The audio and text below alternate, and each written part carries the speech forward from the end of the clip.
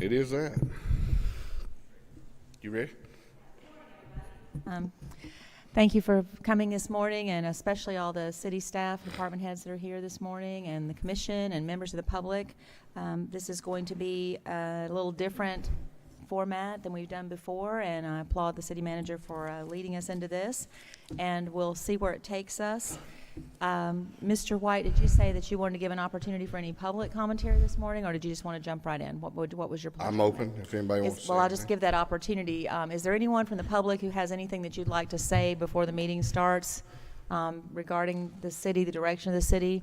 And if not, what I'll do is give another opportunity at the end of the meeting today for any member of the public to have a moment to make a comment about anything that's said or done in this meeting or to ask questions. Anyone from the public now? Okay, Mr. White, proceed. Okay. Thank y'all, and thank y'all for giving me this opportunity to speak to each of you today.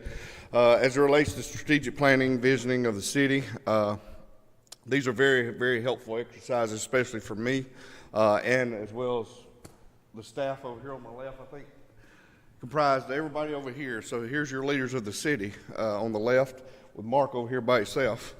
He just got one friend, you can see, Jim. But it is very, very important. It's important that we understand where the citizens that elected each of you, the vision that the citizens has for the city, and where we need to go and put our efforts. They don't always match up, and unfortunately, they'll never always match up. That's just the way of the beast. Sometimes money gets in the way. Sometimes other resources such as materials, and also political things outside our realm of being able to do something. So with that, I want to get started. Hope you had a chance to look at the quote today.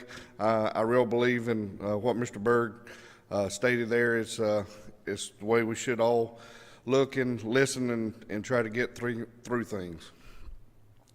As I mentioned, this is a planning and strategic visioning session that will have a lot of planning, development of a plan that we will be going over, ideas will be shared amongst all of us today, and create a strategy with ultimately goals that we need to go out and develop.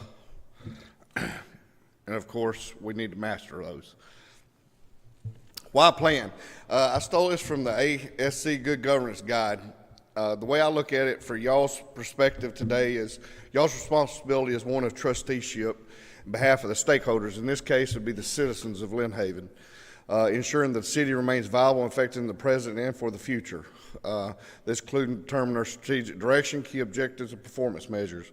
This is all things that could be from Michael go put in a splash pad to how we're going to fund the next road. So all these things take a lot of planning, strategies, and also timing to develop. While we plan, direction of action, strong linkage to local, state, and national associations. We try to utilize those as much as we can. Create a unified purpose. What's our purpose here at the city? And also apply for external funding, which we have done. We've spoken about that several times lately, the SRF funds and also the half-cent sales tax. Planning involves discussing ways to measure progress. How do you measure progress? Everybody has a different measurement scale, and it varies from me to you. Who we are, where you are at, where you think the city's at, where you're at as a leader, where you would like us to be in the future. All these go into planning. Planning. Out of this slide right here, the main thing is failure requires no planning. I think we all agree with that. If we don't do anything, it's pretty easy to be status quo, and every once in a while, y'all getting arguments up here, or disagreements. I wouldn't say arguments. We get in disagreements all the way we see things, and that's part of planning. That's actually healthy. That's actually trying to figure out what the best route to succeed is, and out of that usually becomes a lot of good ideas.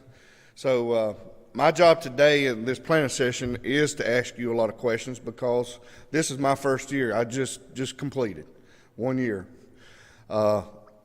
I looked at Joel's strategic plan, pretty much everything on it got done.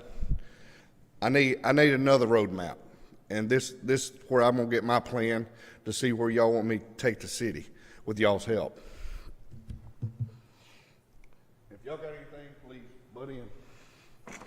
But like the sign behind me says, my job today is ask you a lot of questions and make you think outside the box and answer the question, what if? What if we didn't have SRF funds? What if we did not have the surtax? Where would the city be? Those kind of things. So we gotta think outside the box to see how we can better the city and the citizens' lives each and every day. Strategic planning is not. It's not fixed, concrete, unchanged. It's not concerned with the nitty gritty. I really, I get asked a lot of questions from each of you each day, almost. A lot of times the nitty gritty, it takes me a while because I just do not know the answer. A lot of times because there's so many other things going on. It's not a grant writing session. We're not going to say we're going to go out and get this money, we're going to get this money, we're going to go after this money. That's part of it. It's not the solve to solve all. And it's not the be-all and end-all of all the city's issues. That's not what we're going to accomplish today. It's just not going to happen. What type of leader are you? I think this is very, and I went through this exercise, some of these slides with the staff, because we do have a lot of different leadership, different types of leaders, and I see it in each of you as well. Different types of leaders. You have a different perspective of the way you want to lead, and sometimes, I'm going to be honest with you, it's hard to mesh all your ideas together and to make sure that I'm accomplishing what Mr. Barnes wants versus what Mr. Tender wants. It does become hard. So with that, sometimes I had to put on a lot of different hats, and then also trying to listen to what our staff, what type of leadership they do with the employees to actually execute the job. That's a big thing. So I want to go over a little leadership things, and it's kind of funny when I write a lot of these things out, and I've been blessed enough to have a lot of schooling in this type of strategic planning and leadership, that as I talk to leaders, as I talk to our staff, I see their different types of leadership styles and the way they approach things. And sometimes it's my job to push them. It's the way I want you to push me to change my hats and think a little different as well. Servient leader. The leader is a servient first. They want to serve to be served first. A lot of times I think most any public employee has to have this in their repertoire. If they not, they don't need to be here at the city. We're servants of the public. And that goes for y'all as well.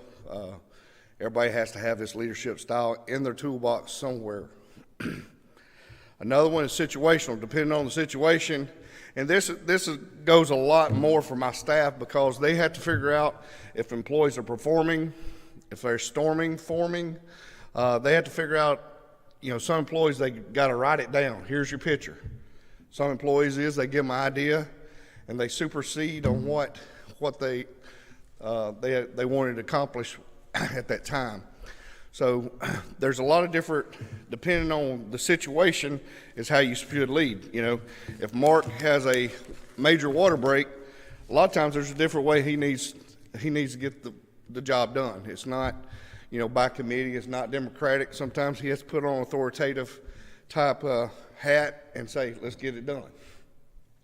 Another great one, and a lot of times we use a coaching style, is with the employees and the staff is trying to figure out what's wrong in the employee's life, what's wrong, why not they're getting their job done, why they don't have enough time, are we overworked, sometimes they're just having a bad day and sometimes things at home's not right. So sometimes we have to have that hat on. Of course, authoritarian leadership. This is one of the oldest ones. Is my way or the highway type leadership, and that goes back to what I mentioned to Mark. Sometimes Mark may have to do that when we have a water break because somebody's got to take control of the situation. Same way with y'all each and every day. Charismatic. I'm sorry with the Hitler thing here. Dan, I was laughing about it yesterday. But when I think of charismatic leader, I think of Hitler. I think of someone who was able to lead. He was a very charismatic man. He was. It was more his way than any, and he could talk most people into doing what he wanted. We have to do that sometimes. We have to encourage. We have to show our employees that we're going to help them. We're going to be there and make them feel good at times. Sometimes, we have to back off and use a different approach. Transactional. The little cartoon says it all. I followed your investment advice and lost all of my savings in the stock market. Did I mention that past performance is not an indication of future returns? Then how does advice actually work? It only works for the people that give it. Sometimes that's true. We have a lot of employees, and sometimes the work is very rewarding itself. When I think of employees that like transactional type leadership, I think of an employee who really loves their job. That's enough for them. They don't need the pat on the back. They don't need a lot of kudos. Seeing the job completed, that's enough. Transformational leadership. This is the type of leadership that I try to operate by each and every day. I try to share with my staff and you as much as I can the vision that I have. I try to get a lot of productivity out of what we have. That may be from in-house. That may be using some contractors' help. That could be a lot of different stuff. I believe in innovation. I think the city is behind on a lot of technological avenues. I think that we need to embrace that and figure out ways to get it more into the city. And as individual consideration, I think I try my best to let the staff know I do have an open door. But I do believe in channels as well. Just as I asked you when I become city manager, I asked you to, if you got a problem with staff, please go through me. Because I think that's clear. That's the way we should operate. I try to be as happy as I can at times. Try to have a little enthusiasm. Staff, I work with them. I kid, joke around with them each and every day. I think that's very important to try when the times get rough. I think that we all need to know that everybody's human, and everybody has different ways of approaching things. My theory is if I have a good relationship with my staff and the employees, those days is real hard. I know they'll give me that extra 10% that they have in their tank.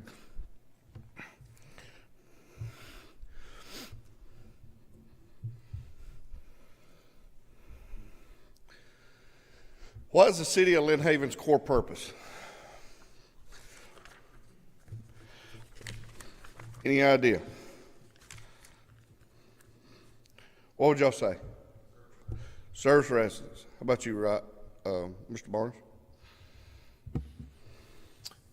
I think that the core purpose of the city is to provide services that will enhance the city and to provide growth in which it would pay for itself. I agree with both of y'all.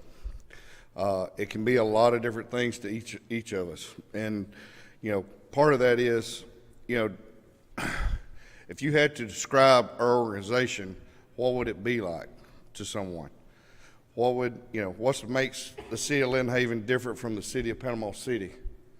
What makes you different, Dan, as a leader here versus, someone at Callaway?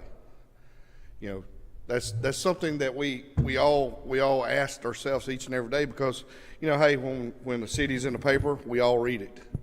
We all pay attention.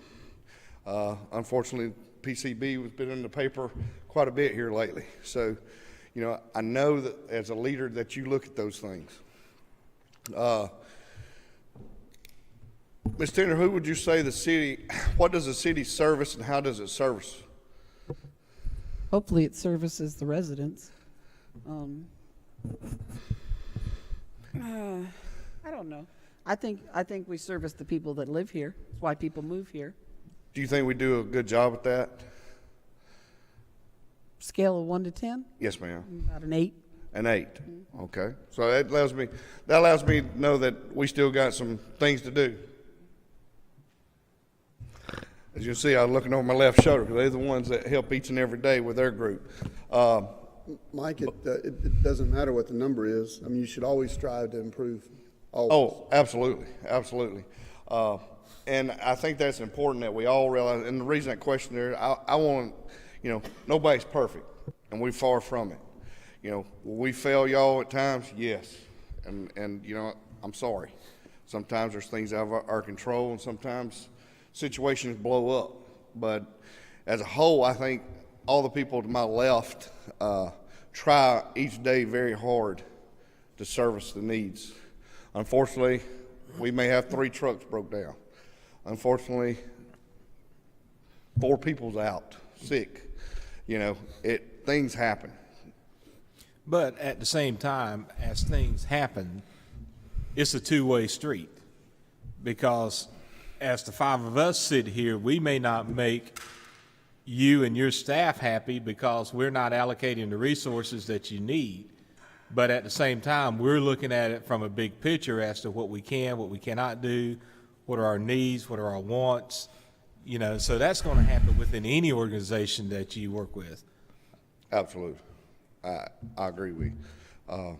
And that's part of what today is. That's right. I want to try to figure out through y'all what our needs, what our wants are, what can we afford, what can we not afford. Is there a way we thought we couldn't afford something, but actually we can? There's been a lot of, through the last year, one of the things I've heard a lot, and, part of this today is me just being blunt with y'all and being open. And I want y'all to be open with me because that's the only way that I can really formulate a strategic plan for the city.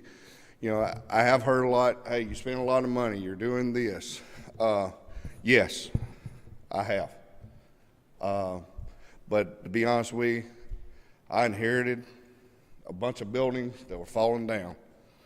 There was a lot of stuff tore up. There's a lot of stuff where technology, there's been no money spent here on technology. There's been times that, I think we spent money in the wrong places. But, you learn from those past experiences. I do move quick. I'm sure my staff, and I'm sure sometimes y'all scratch your head, he's here 1 minute, he's gone the next. But that's the way I operate. When I interviewed most of y'all, I told y'all I was going to give you everything I had, and I try my best to do that each and every day, is give you everything I have to make sure the city, when the day's up, when Michael leaves this place, I want everybody to say he left it better than he found it. And I think that's the way you want to as a leader. You left the city better when you left it. So, with that, we always got to, Ian? You broke it.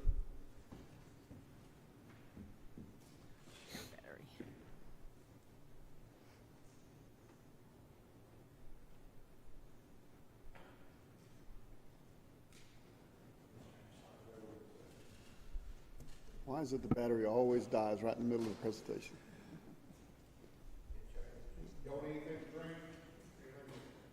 We're good. All right, mission statement.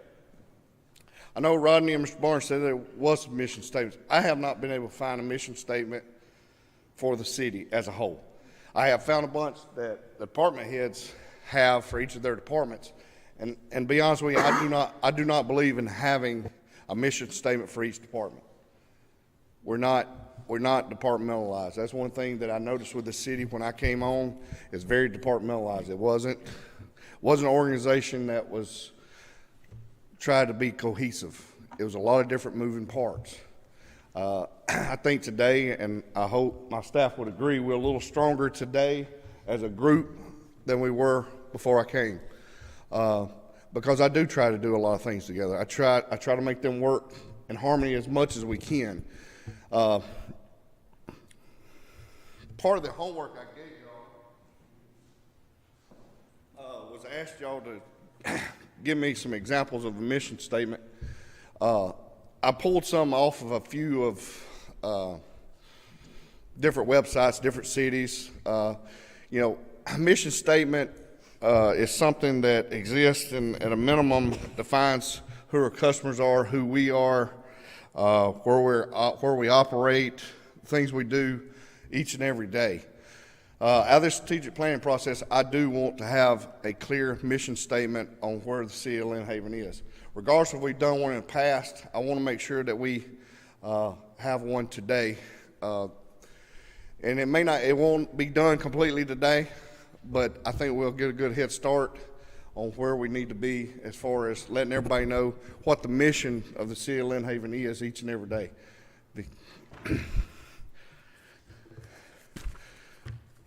So what is your mission statement?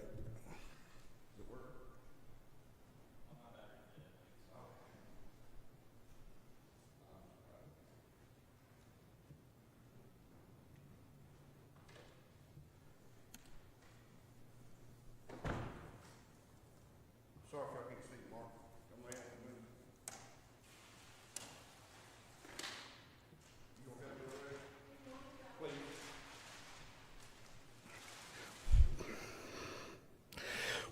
What is some of the ideas that y'all see that the mission statement should be? Rodney, I know you did the homework. Can you read yours? Excuse me. So the mission statement, the city of Lynn Haven should always strive to focus on enriching the lives of its citizens by providing highest quality of public service in a cost-effective, responsible, and professional manner.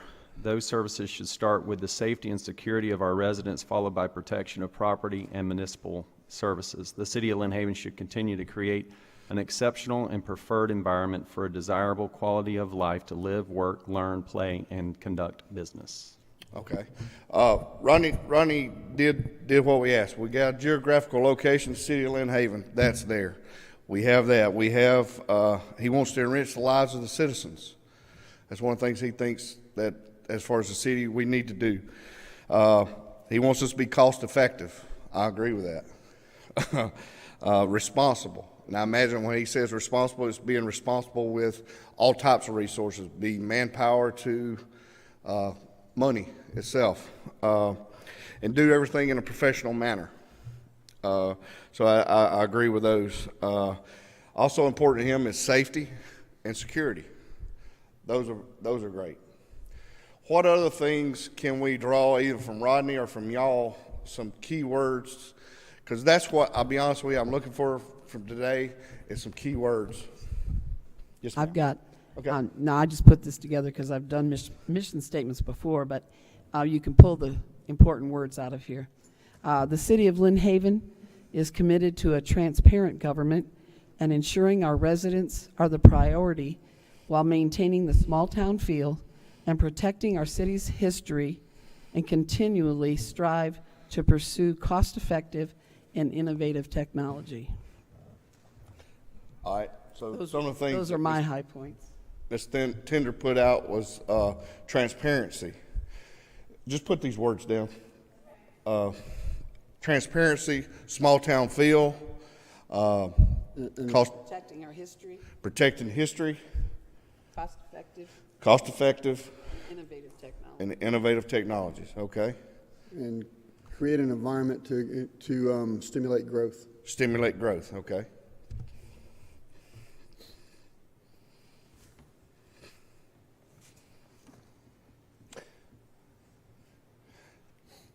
Before going further, I took a stab at it myself, and y'all have it in front of you. The city of Lynn Haven is committed to evaluate and implementing technologies, like you said, Ms. Tender, to fulfill its citizens' ever-changing expectations. Because I think as a city, our citizens are changing each and every day. They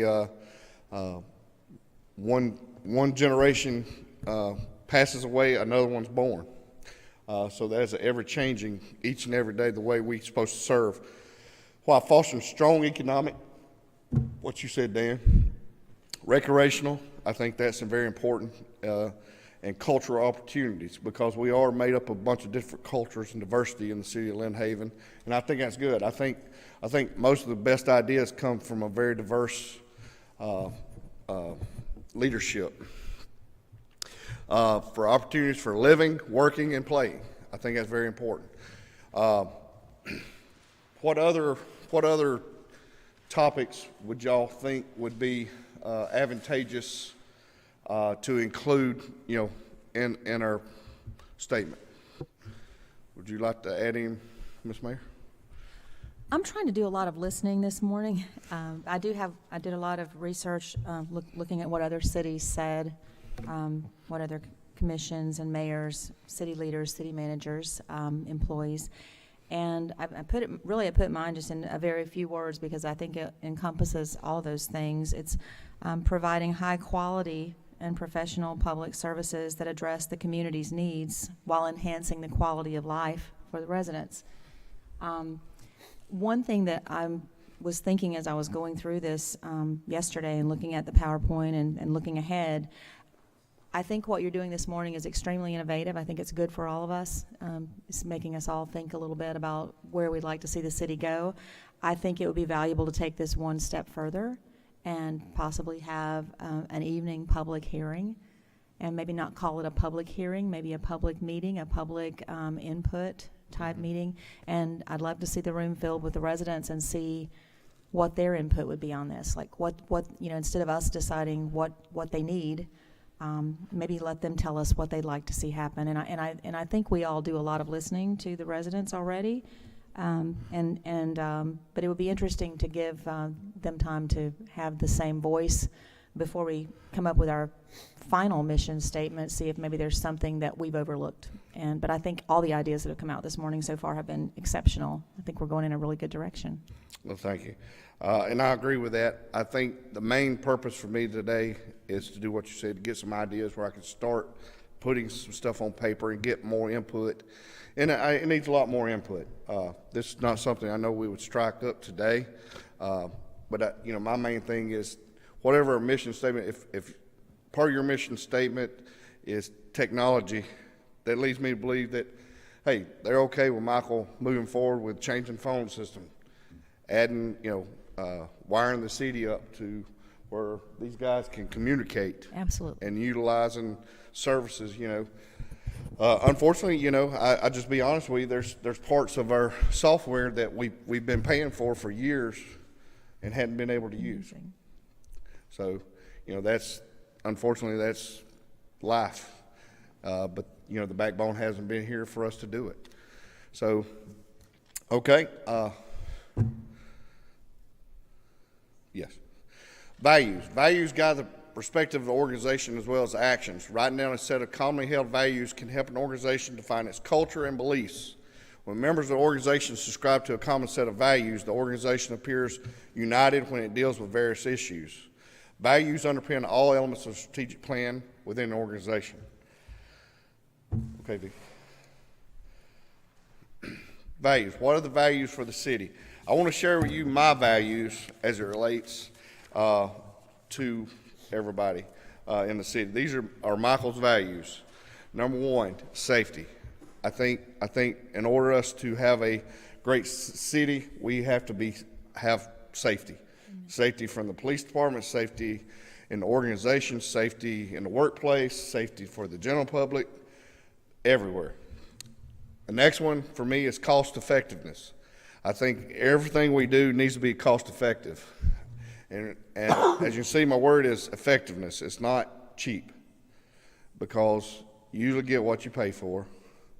I'm a firm believer in that philosophy. And sometimes, you have to spend that extra dollar to get what the citizens need and also the city to work. Another one is reliability. When I think of reliability, I think when someone calls in distress, we should be able to answer the phone, send someone right there, right then. When someone turns on the water faucet, I expect the water to come out. When the grass grows, I expect somebody to try to cut that grass. is to be reliable in every aspect of everything we do. I think another big one is community development. I think what we did this last week with the group from Tyndall that's taking over the building down there, I think that's great. I think bringing 150 jobs to the community is only going to enhance the city of Lynn Haven. You know, it's going to bring a more diverse group of people here, a different set of skills, and it allow, hopefully the economy will allow that dollar to keep turning in our community, bringing more jobs, bringing better quality of life for everyone. And my fifth one is employee development. And I really believe in employee development. I believe that we must invest money in our employees. That's why in the policy manual, one of the things I thought was great that y'all approved was help pay for education. I think that's great, because the more educated people we have working for the city, I feel that we're gonna make the city better. We're gonna serve the citizens better, and hopefully more. And it goes back to the cost effectiveness. I hope that we'd get our value return. Also, as far as development, if we do not spend the time to train these people, how can I ask them to do the job? You can't. So with that, my writer over there, I'd like to know some of y'all's key things as far as values. Dan, any I haven't mentioned this morning? Well, one of the first things that comes to mind is communication. I mean, obviously, the residents are concerned about us spending money. Maybe if we explain to them why the money's being spent, that'll allay some of their problems. So a big thing would be communication with the citizens. Okay. And that goes along with transparency. Yes, ma'am. Transparency.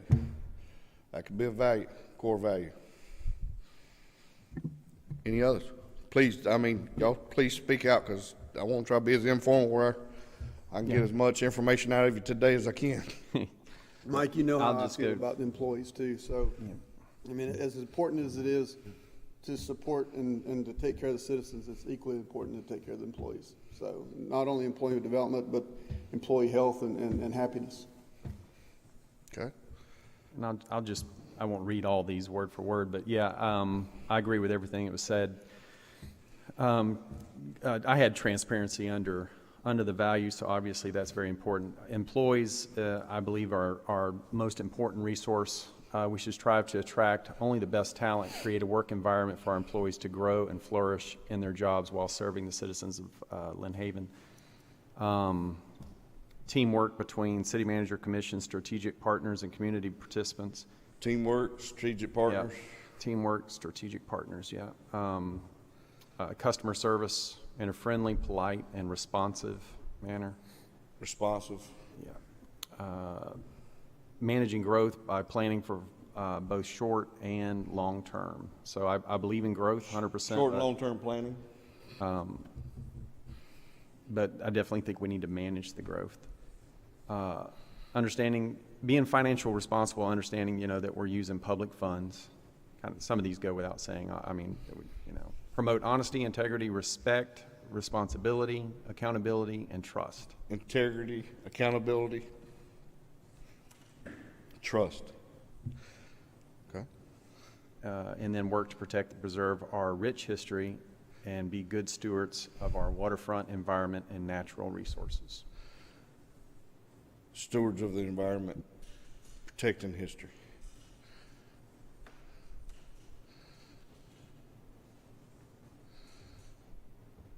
Got it? You write too neat for me. All right. Anybody else want to add to our core values? I have a couple that were not mentioned. Okay. One of mine in the list that I made is innovation, original and creative methods to improve the city, to not be afraid to be innovative, to try something new that hasn't been tried before. Innovation. And also to look for opportunities to bring our residents, businesses, and visitors together in new ways, maybe make connections that we haven't thought of before to build on what we already have. Partnerships. Yes. And then I think we already mentioned maybe in some other ways, but leadership, thinking about integrity, honesty, fairness, sincerity. We are elected many times to represent what we believe to be, as far as the commission and the mayor, what we believe to be the wants, needs, desires of the residents. So, making sure that the residents have trust in us because of the integrity and honor, fairness, sincereness that we project and that we show them every day. I'm a big, as you know, I'm really big in hearing what they say. I like for the room to be filled with people. I like to have the input. And one of the things, like the reason I mentioned public hearing a minute ago, is because obviously this is a good time for us because it's 8 a.m. to 12. We have some time to relax here and talk and be creative and think, but it's not the best time for people who are out at their day-to-day, jobs and work. So I'd like to see us really work at making those connections more. I think we've made great progress in bringing residents in more, but I'd like to see it even more. I think that's the key to establishing good communications between us, you, the residents, because sometimes I think there's disconnect. So making those connections, I think, and continuing to improve is a really important thing. Okay, So, got communication. Okay, that'll work. All right, any more? Any from y'all that we haven't spoken about? As much y'all as me. This is our marching order.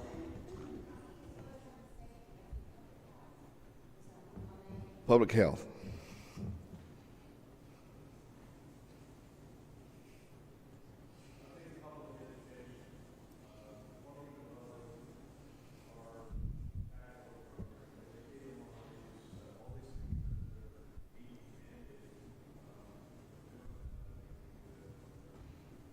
Public education. And that goes with communication too, I think.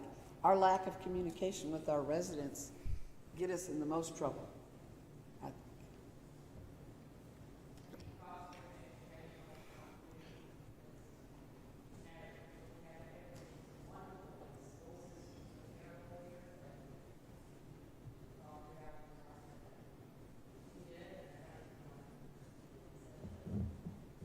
And I think it goes back to what Mayor was talking about, the connections with other partnerships with school systems and others.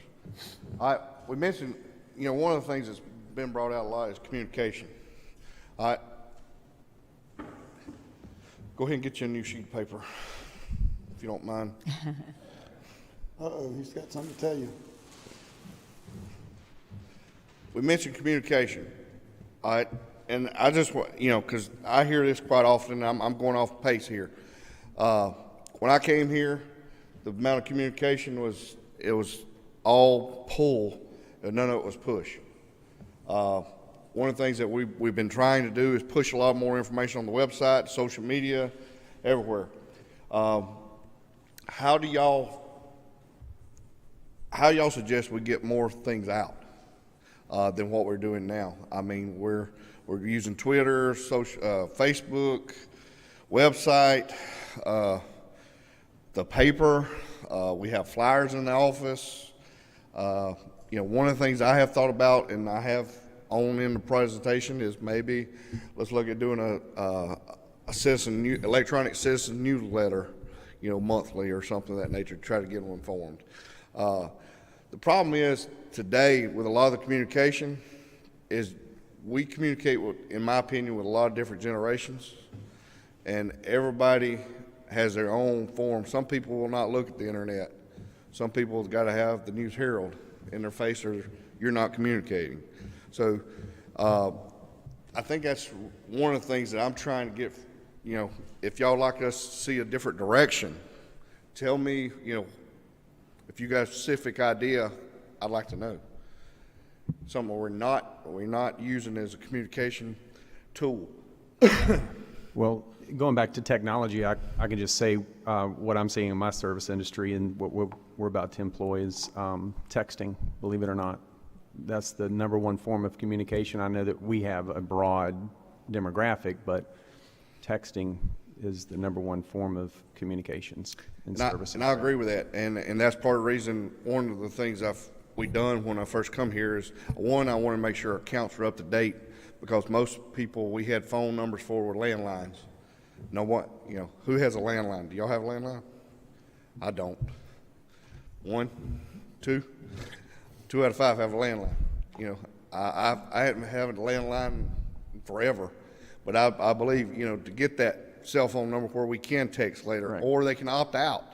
I also believe, you know, one of the things that we captured was their email address. Right. We use email quite a bit, like with a sports complex. We try to capture a lot of their information to try to communicate with parents a lot. We've set up a sports engine to try to communicate a lot more. Sometimes it's hard. Sometimes, you know, we push out information 3 or 4 times, and you know, y'all call me and said, "Y'all didn't get anything out." You know, yes, we did. You know, where's it at? You know, what we do. So that's the reason. If y'all have any more ideas, I'm open to those, because that helps us. Because, you know, like I said, a lot of times, you know, you go to printing stuff and things like that, it gets costly. Yeah. So, you know, it goes back to being cost effective. Right. You know, how can we reach the masses, you know, as most effectively as we can? Another, adding on the technology side and maybe adding to the website is chat. A lot of people like to communicate through chatting as opposed to picking up the phone or searching on through the website or whatever. You can do that, which we do, through bots. And it takes a lot to develop it out in the beginning, but you can use chat bots, and that can take care of a lot of those normal questions that you have, just, you know, by using chat bots. And that's good. You know, one of the things we're doing right now is, and this is one of Julie's projects as a special project coordinator, is we revamping our entire website. And a lot of this stuff that you're talking about is going to be incorporated into the website, where we can push information a lot more readily to the citizens. One of the things that, and it is hard because we have so many different types, ages, residents and everything. But for example, at one point, and I am assuming this because I don't even know, to be honest. At one point, we moved the vegetable stand, if you will, or the market from here to the sports park. And then I had people asking me, I said, it's at the sports park. And then somebody came and they said, no, I think it's back over here. I don't even know. And so I don't, is it still running? Let me ask you that, just so I know. Yes, it's still And running. is it over here now on Yes. Saturdays? Yes. Is it still at the sports park as well? No, ma'am. Okay. And all that was communicated through the website, through social media. He announced it actually in a commission meeting as well. Yeah, Mr. Barnes spoke about it at the commission meeting one time. But I mean, I'm saying for the residents, I don't know, if they don't get on the website, and I'm talking older people, and I don't think they do. You know, I don't think they get on the website, but I also am saying I don't know how we can communicate, you know. And that- Sometimes I just tell them call City Hall and ask. Michael, are we still using the water bills as a tool to communicate? I know it may be somewhat old school, but you have to realize there's a lot of people that don't, like you said, they don't engage in the internet or social media for various reasons. So, Yes, sir, we do. But I think it allows, 128 characters?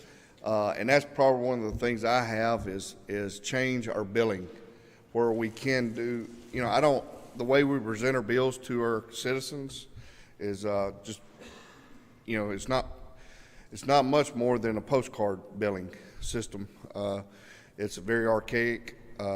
You know, most people are accustomed to getting a bill that if you want to push something, you can put a flyer, you know, something in it, where they, you know, most people, if they pay online or they pay any other way, most of the time they're going to still open the bill. But I got that as one of my ideas as far as future is change the way our billing system is. We presenting the bill, go to more of an envelope type billing system where we can do a bill insert.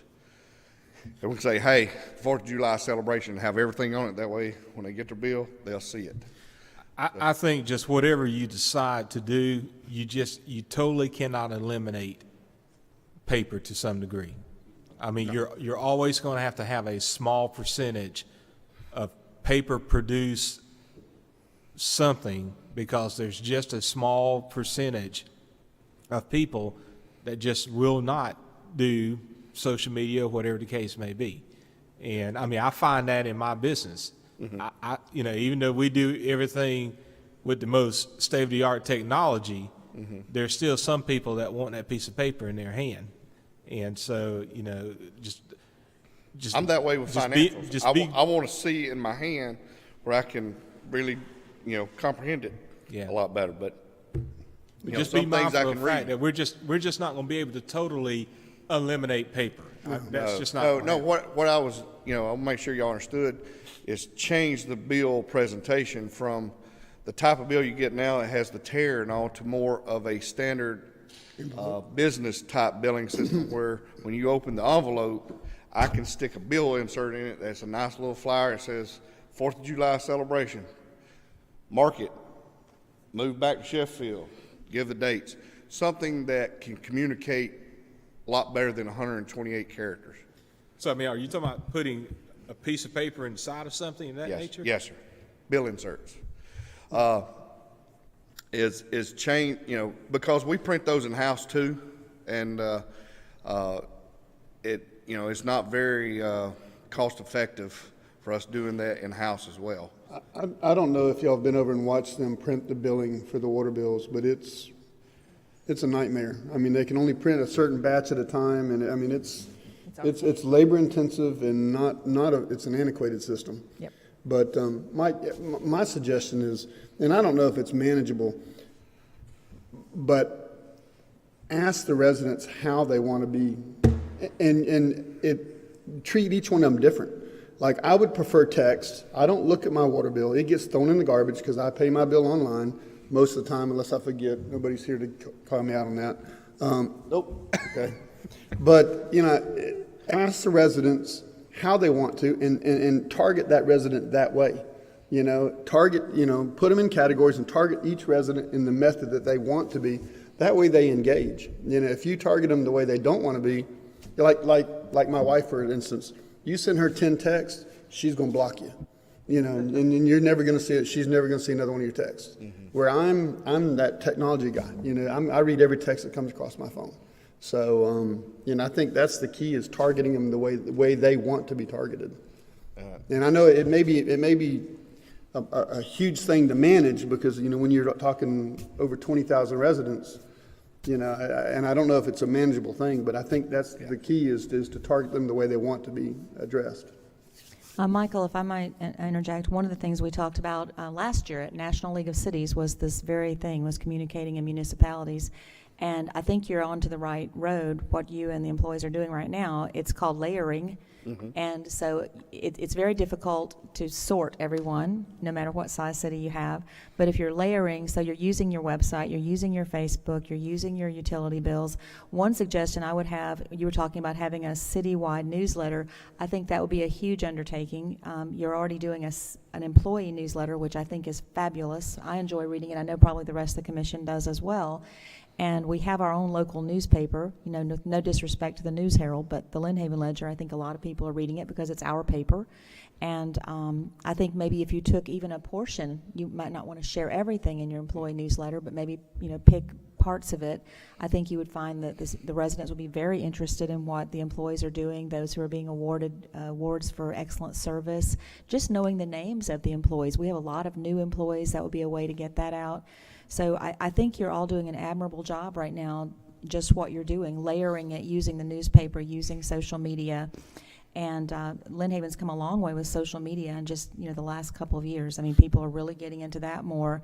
And as our phones are updated and our computer systems and our technology get more updated, I would also suggest, this is based on what League of Cities also said, similar to something that the school district does, but on a much bigger scale, when they put out what they're calling their, I believe not Amber, but I think they call them orchid or lavender calls or something like that. When there's something you really want to get out, people can sign up online to be part of that citywide calling system. It could be used for emergencies, it could be used for events, it could be used for weather, it could be used for whatever you like. Just commission meetings starting in 20 minutes. If they signed up for that and wanted to be there. So that's a really great tool.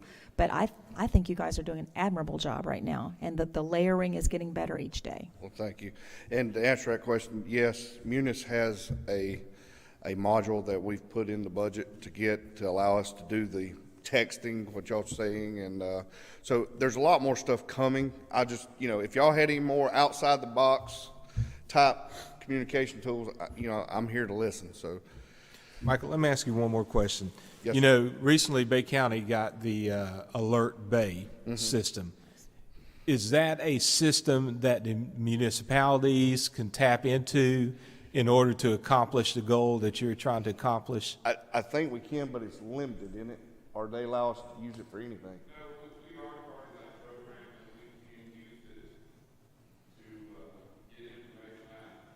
S-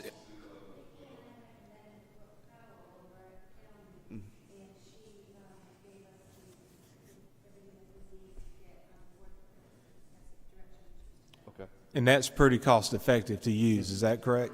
It's free. It's free. So then that's an avenue that we need to look at Yeah. right there. I think that's a great avenue. One of the things with being able to do it in-house with a module is when we have water breaks, we can take GIS or GIS system and figure out what streets are affected and pull lists and automatically upload. That's the things that I want to get to is be able to say, hey, we know your water's out. We hope to have it back on in the next couple hours. And then when we get it back on, send another message out. Should you still be without service, please let us know. Call us. Another avenue that we're looking at as far as communicating, even, when there's something wrong with somebody's account B, they forgot to pay their bill. They're fixing to get disconnected or, anything. There's ways that we can use technology to keep from actually going out there and doing the disconnection, costing them more money, costing the city more money because we send employees out there and having to deal with the account. We're looking at ways of communicating those type things we do on a daily basis as well. All right. Thank y'all. Future. An exercise. You've been out of the country for 10 years. You've had no contact with the city in this time, and arrived back to find that everything that wasn't working is fixed. And everything that was already great has become even better. What would y'all think would stand out as some of the most important changes? So you was gone from the city for 10 years. If y'all could wave you one today, if I could fix something today for you, I said 10 years, it could be a year, it could be 5 years, it could be 2 years. What would those change? What would the things that I could fix for you as a commissioner that you get hounded on constantly, that you would love to see corrected? If you had that wand today, what would that be? All of the ditches would be covered and piped with beautiful grass growing on top of them. Stormwater. Hold on Second. one sec. Hold on All one in sec. favor? This is gonna get big, I'm afraid. Yeah, Stormwater. stormwater, Stormwater, yeah. okay? That was kind of, Yeah. Yeah, that's what Yeah. I said. I'll second what the mayor said. Yeah. All stormwater, all ditches covered, pretty grass, no puddles. Yeah, all of that. curb and gutter throughout the city. Curb and gutter through the city. Sidewalks. Sidewalk. Police and fire that is fully manned with the equipment they need in order to perform their job efficiently. Okay. You might need to change the paper after that one. I'm gonna put this in for there for John, a new truck. I'll get John a pickup truck. John, he just needs a pickup truck. Need a fire truck. You talking about a little one, right? Yeah, we'll go buy him a Matchbox car here Okay. at Walmart shortly. Pedestrian overpasses that went over Highway 77 at several Pedestrian points, highway. and also from north to south over 390 and 389. And Over county and state roads. Okay. Large enough for golf carts? What? What'd you say? I was actually asking Mayor, large enough for golf carts? large enough for golf carts. A recreational complex that will have adequate amount of fields that will bring a huge amount of revenue to the city. Okay. I'll second that one. Yeah, recreational complex. larger. Just put that, I'll remember what it is. I hate when baseball teams just pass by Lynn Haven and go out to Frank Brown Park, and that's I what agree with we you. can use right here. Pretty sure And Mr. then Horton not would too. just baseball, but basketball too. Basketball. A new basketball auditorium. And if that application comes back from Restore for $15 million, that might come sooner than Let's hope later. Keep our fingers crossed. waves are one for us. I heard they do have a committee for sports stuff now, so that's good. What else? What other kind of things kind of stand out in your mind that you know, big picture ticket items that hey, you know, we've put a lot of money in parks lately, this last year, and I think we have benefited quite greatly from those expenditures. There's still some parks that, actually, I was talking yesterday about Bel Air. Bel Air needs a lot of attention. It's in bad shape, and that's one of the things I have in the budget for next year is look at Bel Air and try to correct, you know, some of the oldness of it and try to get more people to utilize it. Because I think that's what gets back to what you're saying a little bit, Mr. Barnes, is have those baseball teams play here, live here, rooftops, what you like, Mr. Rodney. Anything else stand out that if you could wave you one, you know, it's a change that would be a game changer for Lynn Haven? I feel an urgency for us to preserve, going through the city, every time I see a vacant lot, like there's one right over here on the corner, a beautiful one. Every time I see a vacant lot, we need to grab those green spaces and hold on to them for the future because that's going to be so important. So I see like every single green space that we have available, that we have it and we use it for community gardens, for just places to be beautiful and sit and get out of the hustle and bustle. Marina Island. What'd you say? Marina Island. Marina Island, yeah. I guess you would say Marina Island developed. Okay. The Rails to Trails project completed. Rails to trails. Okay. These are all things, you know, that I need to know is, you know, as our future is how do we get there? You know, our goals have got to be specific. The strategies we do must always be a progress in action. Because, you know, one little thing can change it. We have to change course. Florida Avenue completely full with tiny little mom and pop businesses, great restaurants, one fine dining restaurant, maybe on top of the old bank building with trees around it, gas lights, maybe take all the cars off Florida and make it pedestrian.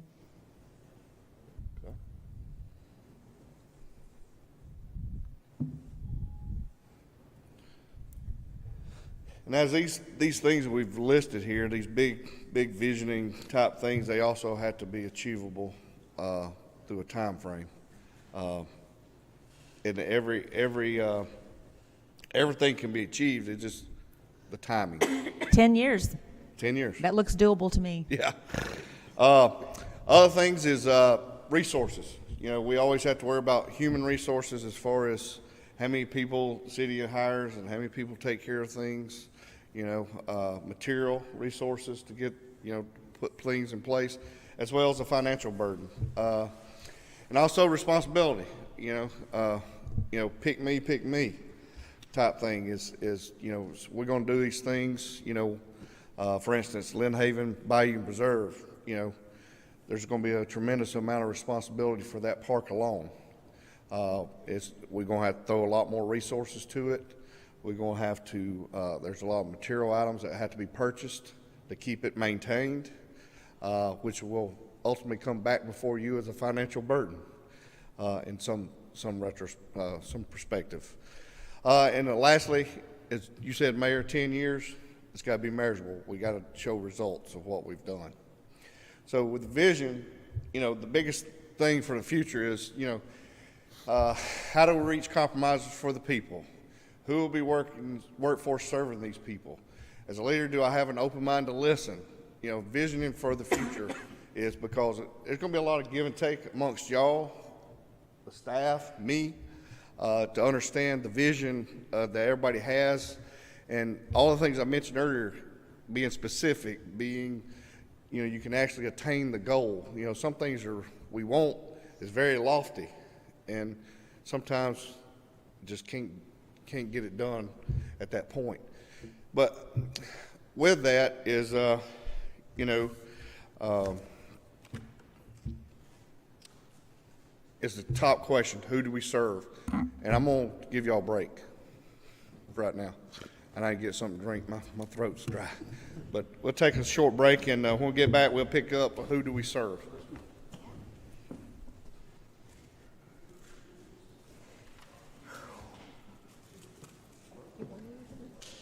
Need anything?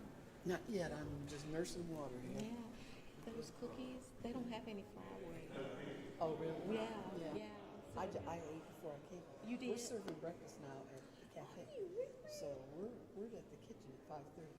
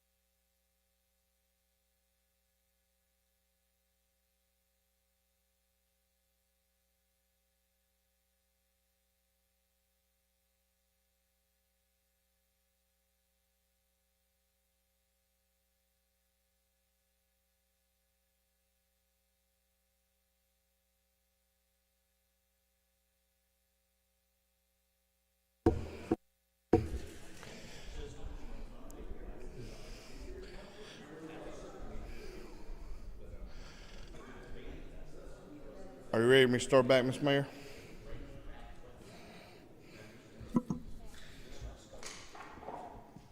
We'll come back to order and move on into the next portion. Thank you, Mr. White. Okay.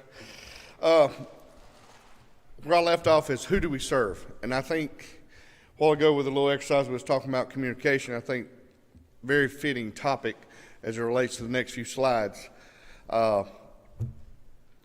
Probably the greatest generation of all time is the World War II generation, which anybody born 1910 to 1924.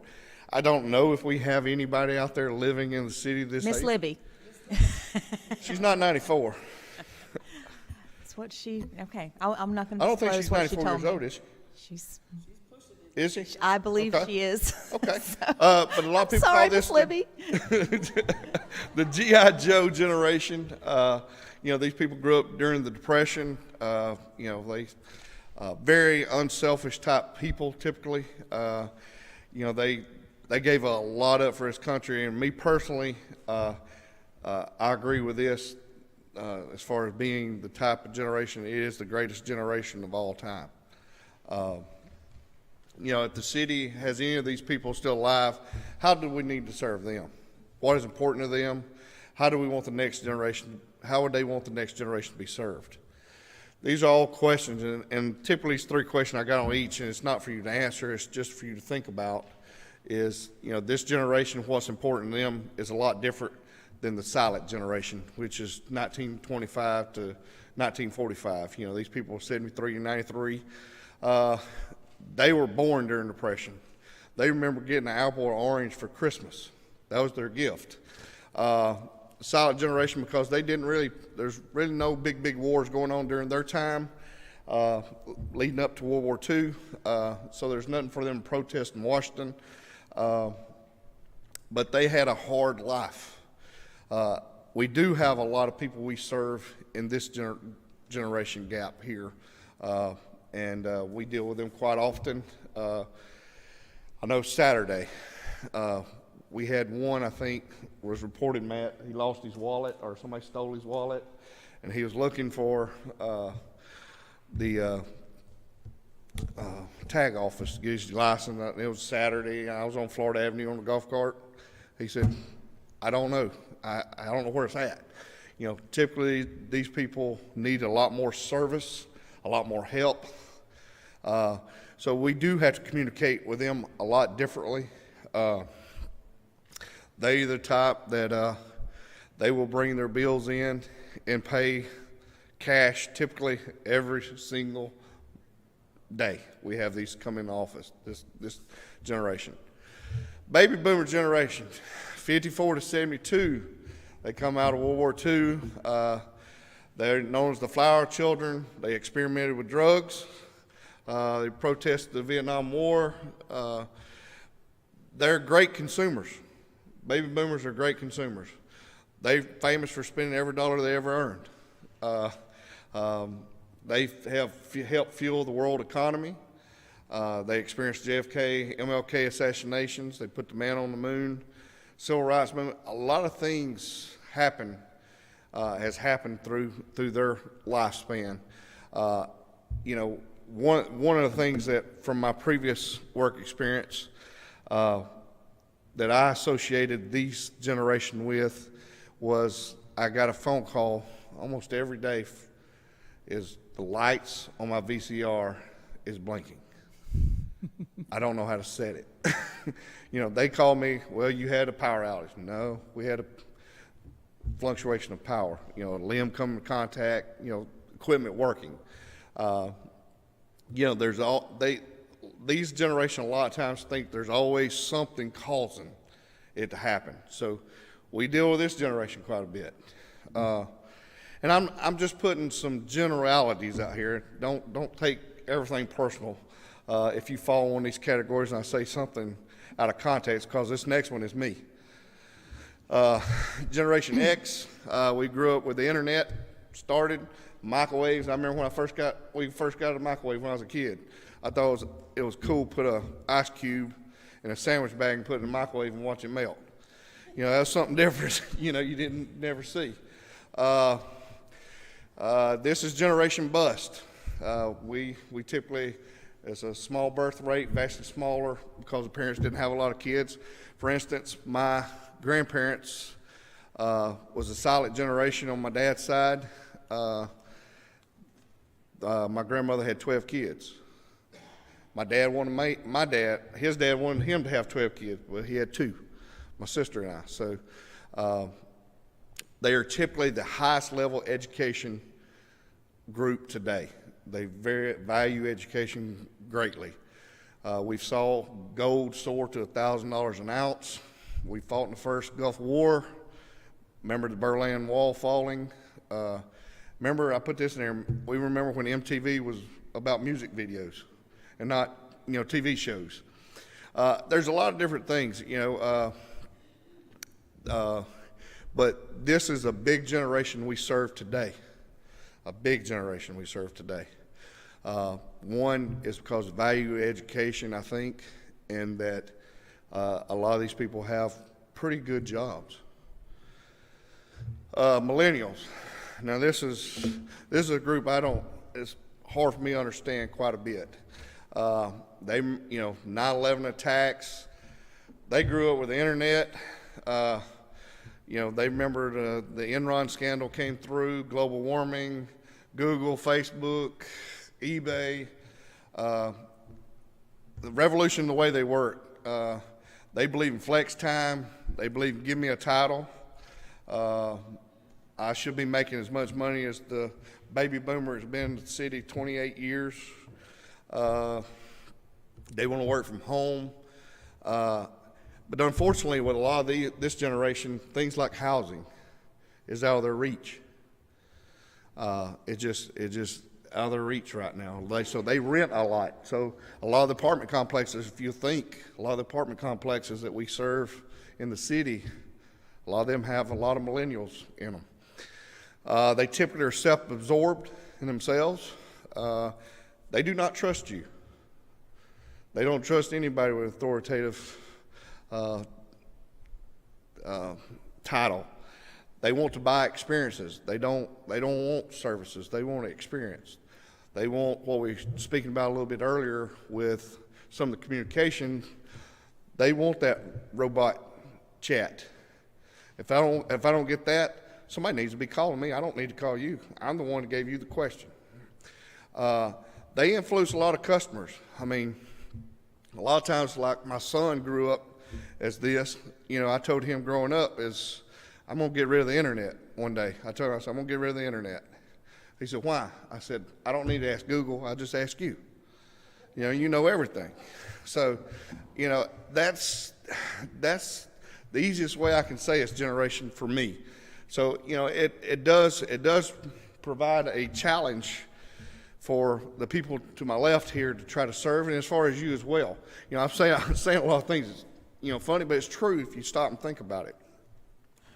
Generation Z, a lot of educators are very optimistic about Generation Z. These people are most tolerant of other cultures. Sexual orientation, race, they really don't see that. They don't see these things. They're a little bit more cautious. They don't experiment with drugs as much as maybe the millennials. Unfortunately, this is another group that doesn't really believe in authoritative figures that much. They do not believe in face-to-face contact whatsoever. If you go to a restaurant, you look at somebody in this age group, mom and dad's there, and they're sitting here and never look up. I got a friend of mine, he makes his kids, including himself, put his cell phone away. They're not allowed to have a table. Some people think that's crazy, but, it makes sense. Face-to-face contact. They believe in heavy gaming, less experience, most of them still in high school. But, one thing that struck me when I was doing a little research was they're probably the most depressed generation. And I may end up doing some personal educate myself on why they think that generation is like that. But these is one of them that we really going to have to work with a lot differently, even from the millennials. And of course, the last one, ages 1 to 5, Generation Alpha. 20 years from now, what are they going to want? One of the things they talking about here is virtual reality jobs. That's what they think a job will be, virtual reality. They'll be finding minerals on other planets. If you look every day, including today, there's something about water under Mars, water, some new element they found, or I think it'd be a lot more high-tech type stuff with this group. But I put this generation stuff in here because that's something that we deal with each and every day, including yourself. Because responding to tomorrow's customers today, most people don't trust you. They can, some people have the thing, they can care less who the city manager is, they can care less who you are, Then there's ones that say, yeah, I'm going to get involved. That's a different generation. I'm going to get involved. I'm going to vote. I'm going to see, I want that person in office. I want that person to do this. They want a reciprocal relationship. A lot of people want that. They want the interaction back and forth. They don't want to be given a form today where you fill this out. It drives me crazy. Go to a new doctor or something, and you got a pamphlet about this big that you got to fill out. It's like, I wish I had a chip or something they could just scan. There's all my information. I don't have to give you no more. They want to be trusted. They want self-serve. Hey, you don't have to do this for me. I'll go online and do it. That's what they want today. That's what we want to be able to offer that generation. And with some of the things we're doing, we'll be able to do that in the future. Very short future. They want to buy experiences. Most people want experience. They don't want just they want to know your name. No. Do they want to know a lot of other stuff? No. They just want the experience, go get it done, and move on. And they influence other customers. For instance, I read an article here a while back. It said 70% of the decisions made by baby boomers and Generation X are dictated by millennials. 70%. What your kids and grandkids tell you the best TV to buy, the best, that's a real good brand of cereal. I don't know.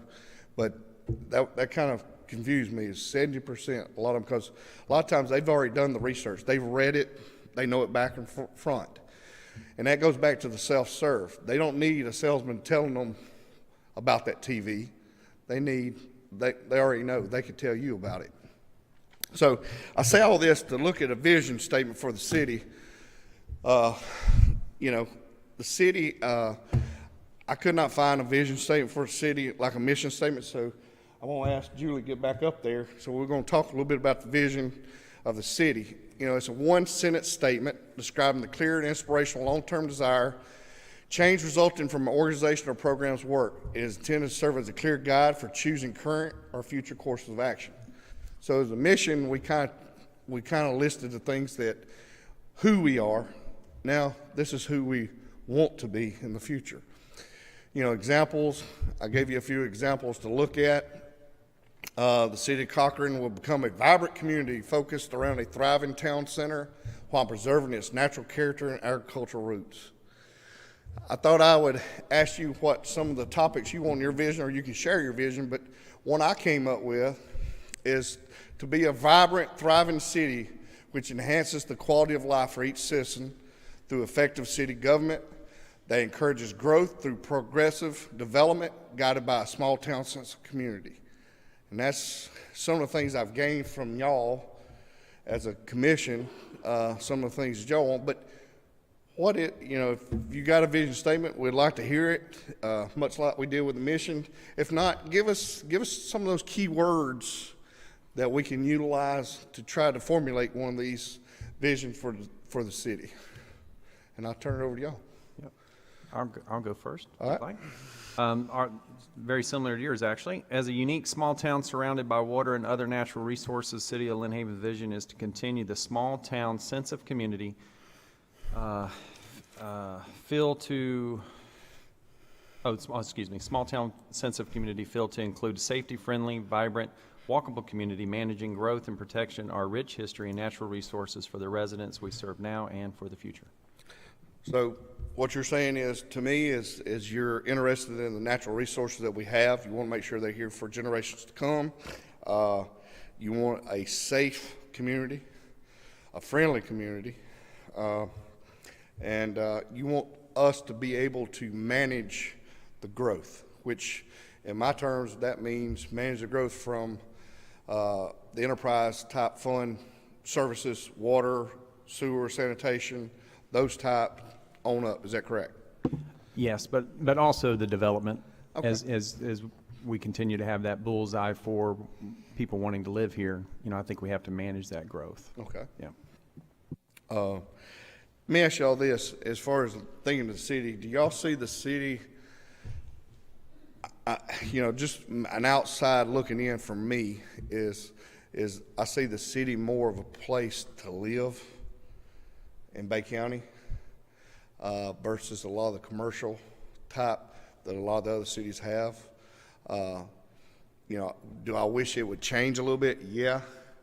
But, we're kind of full in a lot of places. Along the corridor 77, we have some areas to grow, but I think the surrounding areas got to grow with people first before those areas will be marketable and along 390 and places of that nature. But I foresee looking at Lynn Haven, it's a place to live. And I think everybody here is willing to drive, one thing I think, Rodney, you and I have talked about several times about restaurants. Dan, we spoke about restaurants in the past. I'd love to have a steakhouse in the city of Lynn Haven. I get so tired of driving. But some of the questions you ask, well, would somebody from the beach drive to Lynn Haven? I don't know. You think they would? I would hope they would, but yeah, I'm talking about enough to support, say, a chain steakhouse, just say an Outback or something. I don't know. I don't know if we could capture that. Do I know that Lynn Haven residents will drive to the beach to eat? Yeah, I do it every week, 2 or 3 times. Do I see that as nothing? No, because I do like coming back to the city of Lynn Haven and live where I feel safe, where I feel that we have a great community. But Michael, when you say a steakhouse and you said Outback or I just- Longhorns, yeah.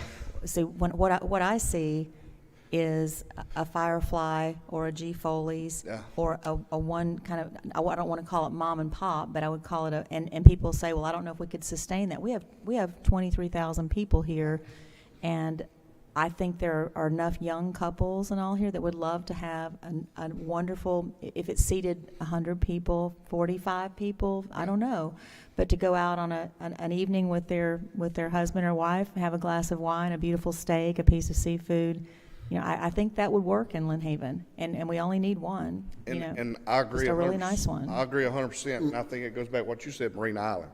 Yeah, I think as a commission and as residents, I think,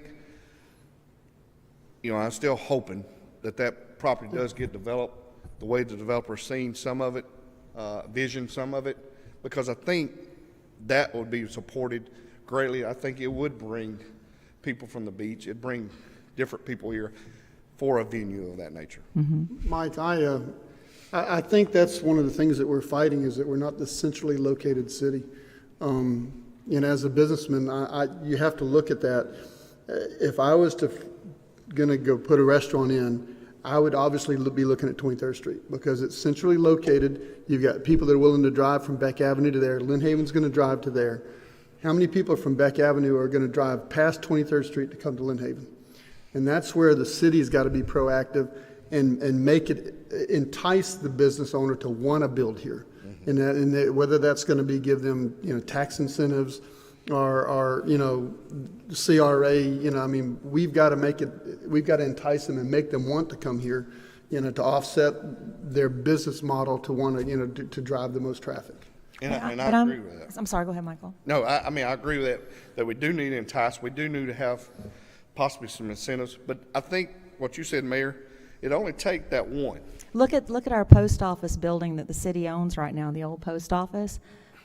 With the right facade, with that thing gutted inside, it could make a beautiful, beautiful restaurant. And as far as bringing, and I don't mean to sound like I want us to be, just independent, but as far as bringing all the traffic and people from the beach to Lynn Haven, I'm not sure that's what the goal would be. It's providing a beautiful restaurant. We're talking about having a beautiful, walking, vibrant, little economic, what I'm hearing from people, when you do the music in the park, we've had 1,500 to 2,000 people who walk to the park and drive their golf carts to the park. And I believe that if that post office building or something right in the middle of the core of this little community was developed properly, the incentive, we have the storefront incentive.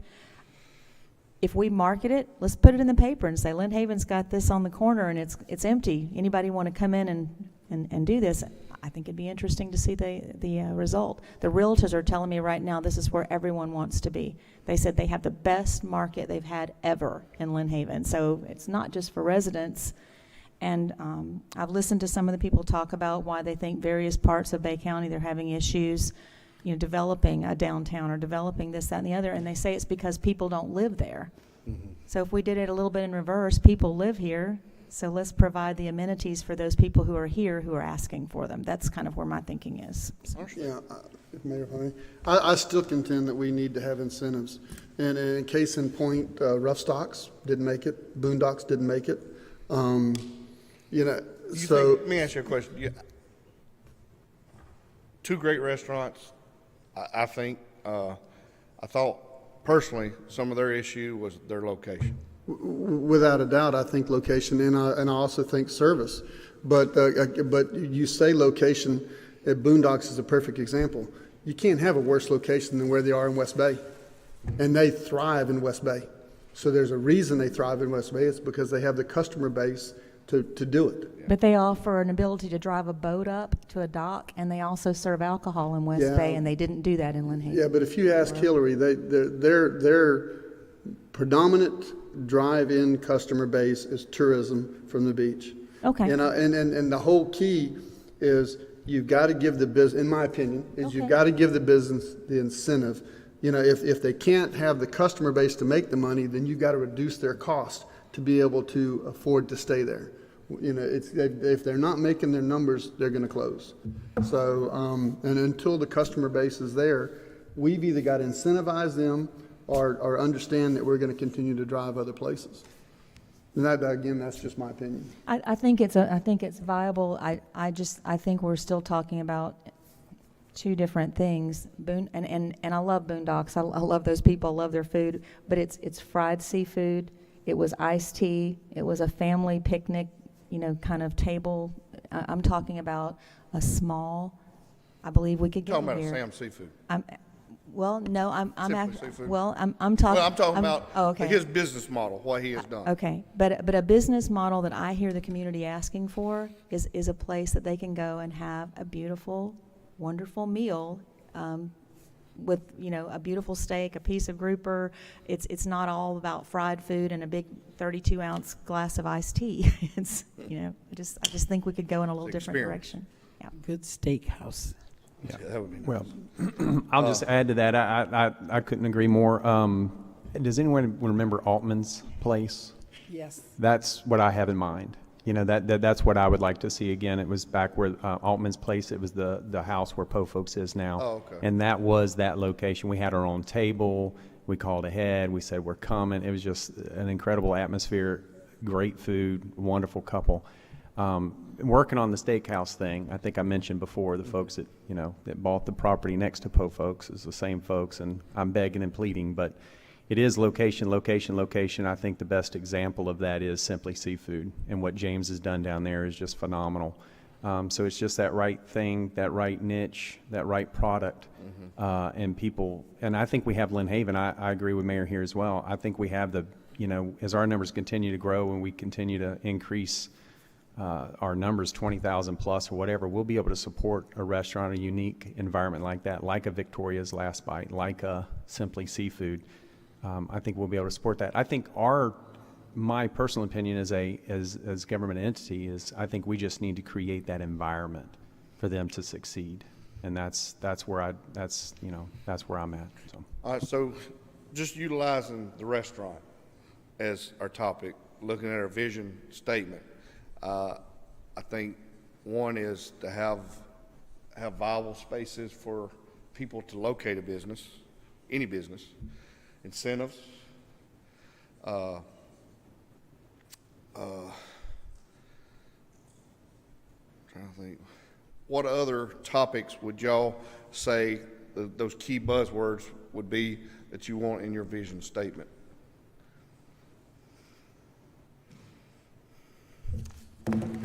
Trying to look at yours, Rodney, see if any more. Well, I think Walkable community. Yeah, Would that also include a golf cart, more golf cart friendly? I'm just, now my job here today, y'all, I know it's been a sore subject, but, even with the golf cart, I mean, I think it'll be nice if we can get, just taking the golf cart, if we can get a crossing on 77 to go to the other side, because people do it anyway. Yes, sir, I'm one of them. It's amazing to me how long it has taken for us to get to the point that we're almost to that crossing. I think if we could, if some way or other, if we could get more of a working relationship with FDOT, since their road runs through our town, it's everything we start to do. It's just such a long process, and it's so frustrating to me how long it takes to get one small. I will never ever understand the difference in a golf cart crossing that street and somebody in a wheelchair crossing that street. And the wheelchairs can legally cross and the golf carts can't. And the golf carts are more visible, they're safer for the people. I don't get it, and I'll never will get that. And I know you don't have the answer to that question. I just wanted to voice it one more time. I wish I did. Just wanted to voice it one more Yeah, that time. goes back, but any more key words that we can add to this list? I know she's been writing a lot because I hear it in the back of my head, that marker. The viable spaces that you have, one of the words that I heard used, I went to the meeting where we had the professional planner who came in to talk to Panama City down at the county office, and one of the words he used was placemaking. Placemaking, making, it's almost like viable spaces, but it's making those places where people can come and do viable things, so. And some of the things that I think as far as visioning, some of the things that the CRA and y'all done recently with the incentives to try to get, some storefronts looking a lot better. And if you go through the corridor on 77, you are starting to see more businesses, that look and feel. I had a plumbing problem 2 weeks ago. I had a guy from Peden come. He lived out at Panama City Beach. And he said he always liked coming to Lynn Haven. I asked him why. He didn't know who I was. He said, I hardly work over here, but I like coming over here. I said, why? He said, well, it's not like the beach. And I'm not knocking the beach because that's their entity. But he said, it's got a start and a stop. He said, you kind of know where the city is. You can look and feel. You can. He said, y'all got some good-looking parks. Y'all got, everything kind of looks, feels, and he even mentioned the employees. He said, the look and feel of the employees, looking like. He said, you see them, you know who they are. So, I thought that was a great compliment to somebody I didn't even know. But all right, I'm gonna move on. Y'all have anything else on the vision? We were talking during that intermission, and I think this would be a great idea to go from the bridge all the way down to the end on the corridor on 77, visually mark out the CRA, mark out what is vacant, what needs to be replaced, like we were talking about that old car wash down there, and a few other things, so that when people do cross that bridge, we look, we just become more innovative and we look like we're growing a little bit. I don't know. I think we need to focus on the vacant properties and the rundown properties on 77. Okay.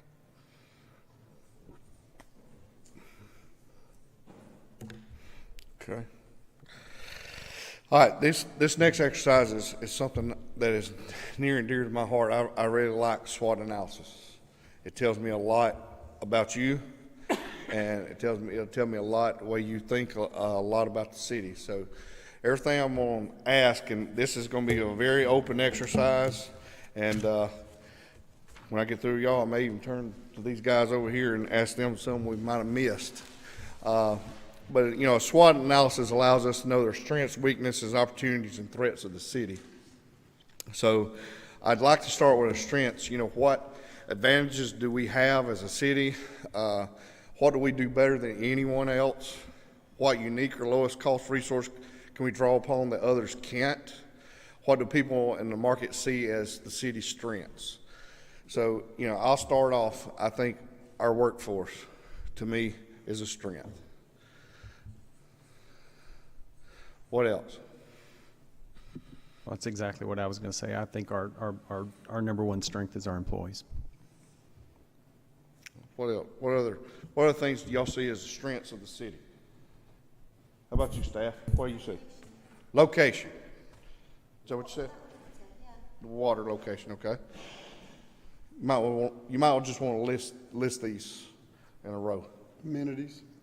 Amenities. What? Integrity. Okay. Help me with that. Just so you look at what's going on in today's world, especially locally, I think we stand above some of the other cities on how the city's ran. Okay. Okay. I think the residents of Lynn Haven are the biggest strength of our city, because we have such a mix of people here. We have a big group of people who have been here for generations, who really buy into this community and who love the community, who are generous in the community. Then we have the young people who have stayed. We have military retirees. We have a great mix of people here. And when you really look at it, that leads to the safety of the community. I mean, we have a great police force, but if you have a community that's made up of a diverse amount of different kinds of people that love the city, the police don't have the problems that they have in other areas because of the residents who make up this community. That's my thought. Okay, so we have a diverse citizenship. What else?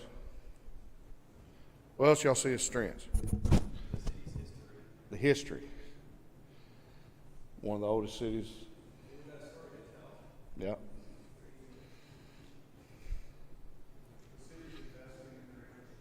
Invest in the infrastructure. That's a good one. 20% of the roadways been paved. Parks.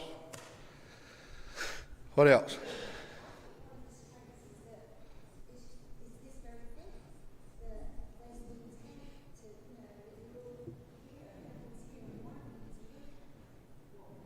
Leadership. The intent to serve. And that's not just the commission, that's the employee. You can tell.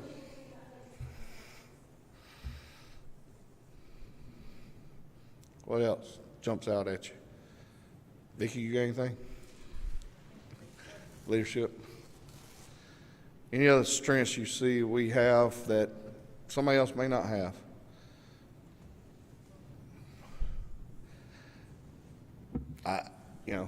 Michael, I think our strength is that we have a vision. This city as long as I've been on this commission, has had a vision Vision. of moving forward, whereas some of the other cities, Status quo is they're just okay. there. Status quo is okay. They're just there. Sometimes I'm scared of these guys because, sometimes in meetings I'll say, all right, it's time to switch gears again. And, that's the thing is a vision to move forward. And I think that's tremendous. Not scared to think outside the box and, okay, let's try it. Hey, we try a concession stand tomorrow. That's something new for a lot of us. Anything else you can think of it really steps out as a strength of the city? As far as our size and all, I think, our finances is a strength. I mean, we got the ability to borrow money if we need to. We got the ability to spend money if we need to.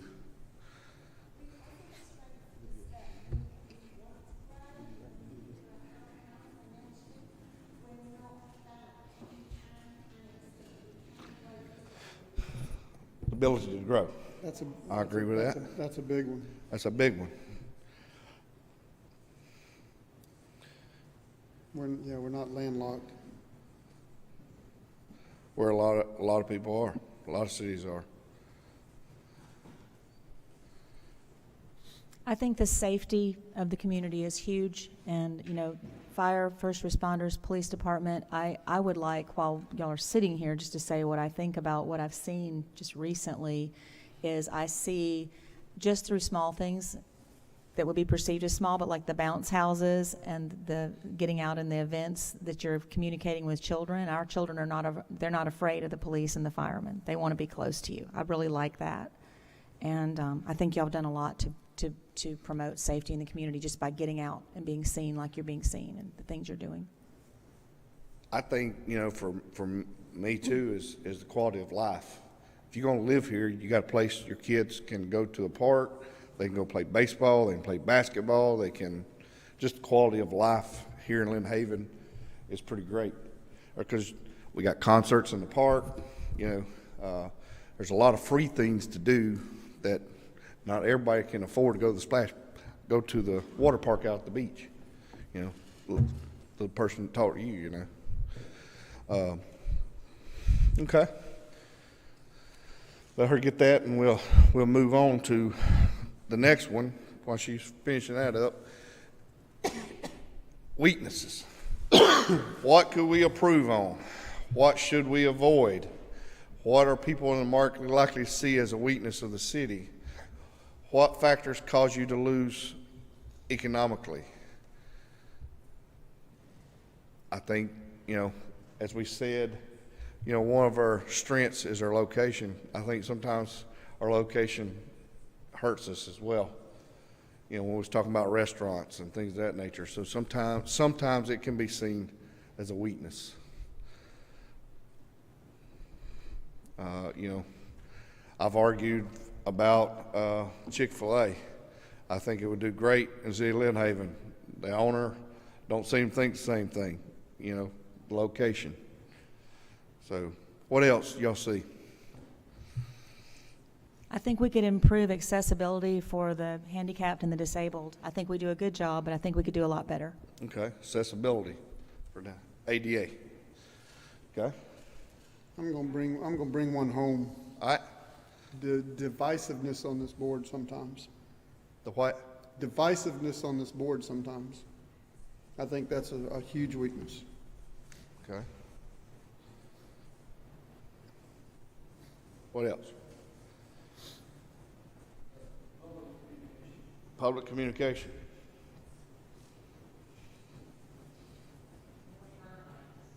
More what? 17th Street turn lane, there you go. We're working on that.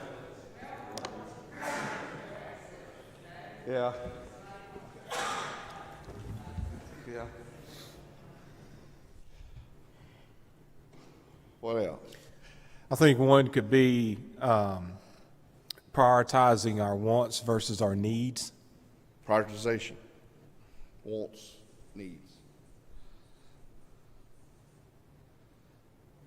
All right. What else? I think sometimes, Technology, it's sometimes perception.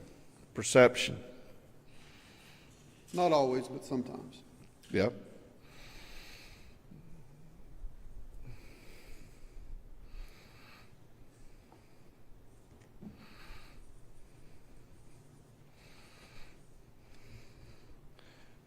Okay. Any more you can think of? I think we could also improve our civility Stability, civility civility, in terms of commission public. and the public. Okay. Yeah, we're not all up here stealing everything and all that kind of neat stuff. You know, that's been one of the biggest hurdles for me coming from corporate is the interaction sometimes, and you know, a lot of times I'm biting my lip. It's like you don't have all the information, but civility. Oh, you already, okay.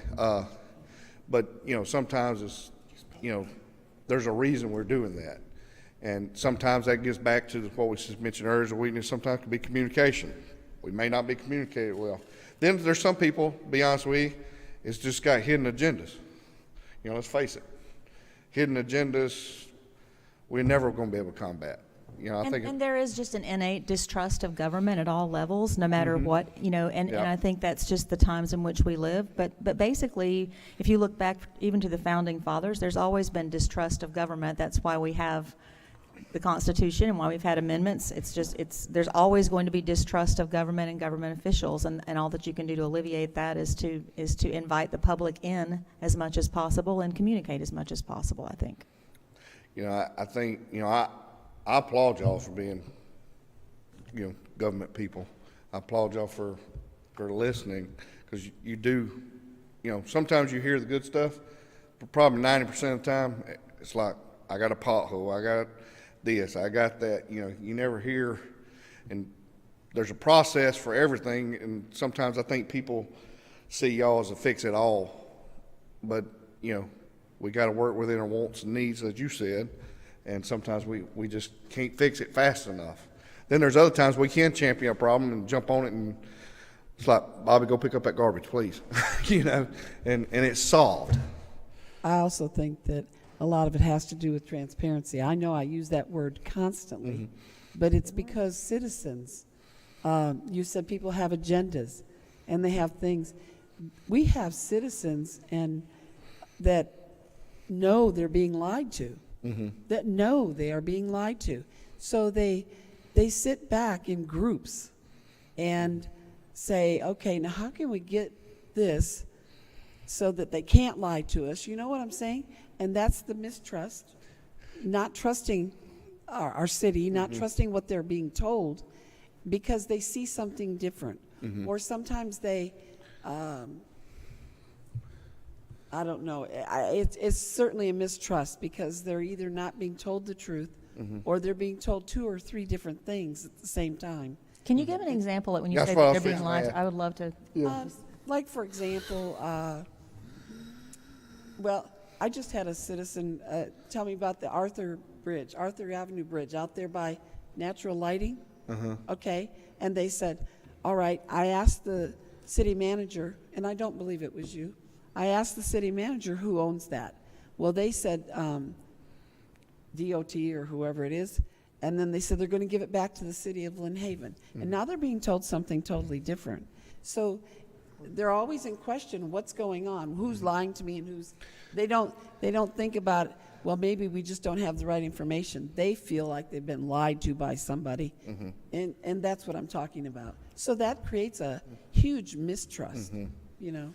Yeah, if I And may. what, I don't need to know the answer to that story. but Well, I do, because I It's gonna remember come seeing up. that email. Bobby would know that. I received it and forwarded it on to you as well. And I said, I don't know what they're talking about. The bridge is owned by the city.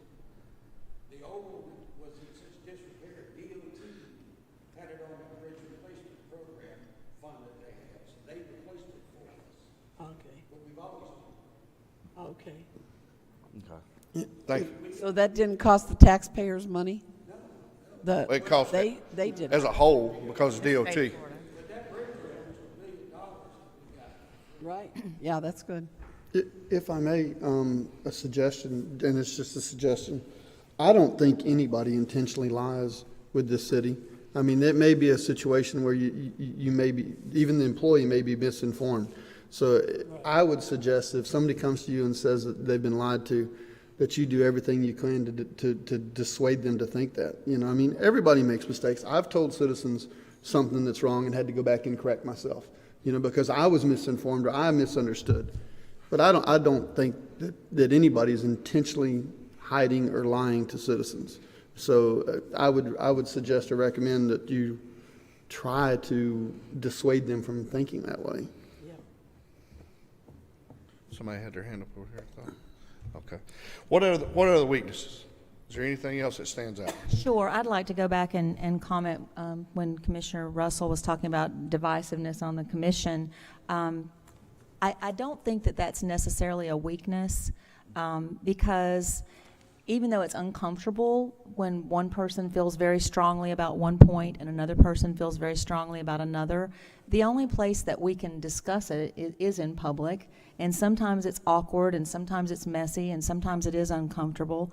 But I'd rather have us be able to talk about whatever it is and throw it out there. And then if we disagree, even if we're angry, I mean, I feel so strongly about things that I do get angry, and other people on this board get angry too. But the public needs to hear what each of us feels about certain issues. And if you feel strongly enough, we've never come to, physical blows up here. We've gotten loud sometimes.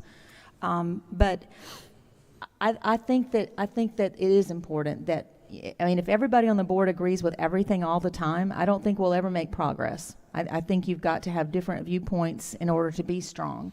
And if you listen to Congress and you listen to other government bodies, they argue. Case in point, I'm going to believe forever that somebody who's handicapped ought to be able to take their golf cart out on the bridge and go fishing. And we've had some pretty heated discussions about that. I'm never going to change my opinion. It hurts my feelings that Fred Strickland died and never got to take his golf cart on Bailey Bridge and take his grandchildren fishing on his golf cart. I really don't believe he would have run anybody down.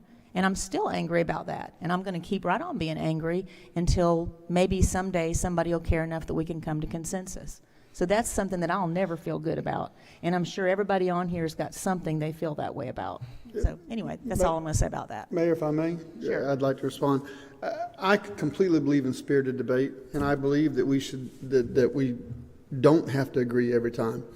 But I don't think anybody on this commission should have an agenda or make a decision based on their personal beliefs or based on their personal feelings toward another commissioner or anything else like that. It should always be for the service of the citizens.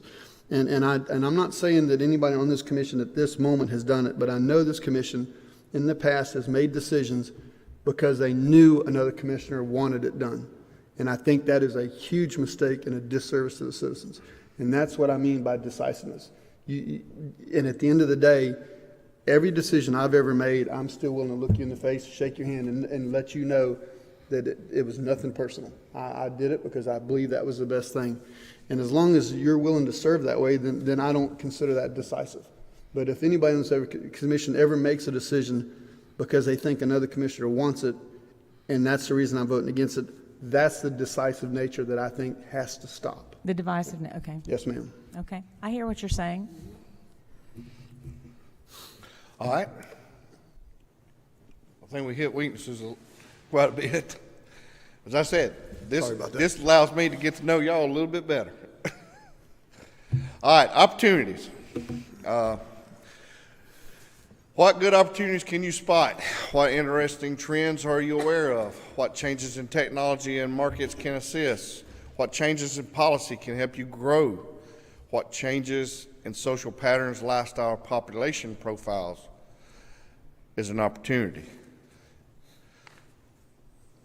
I think we've mentioned one. A good opportunity is our ability to grow. If the people elect, there's a lot of areas that can annex into the city and become part of City of Lynn Haven. I think that's an opportunity. That's an opportunity to serve more people and hopefully in the end, lower our cost of certain services. The more people, you get to spread it over a bigger population. What else would y'all see as an opportunity for us, a good opportunity for us? I think we have an opportunity coming up to possibly secure a place on the Panama City Airport Board. And I think that would give Lynn Haven an opportunity to have more voice in how flights and other things are decided out there. And so a good opportunity right now is for all of us to be talking to Senator Gaynor and Representative Trumbull and Representative Drake about moving us in that direction. I think that's a great opportunity. Okay. What are the opportunities? What's an opportunity? What now? Triumph Fund.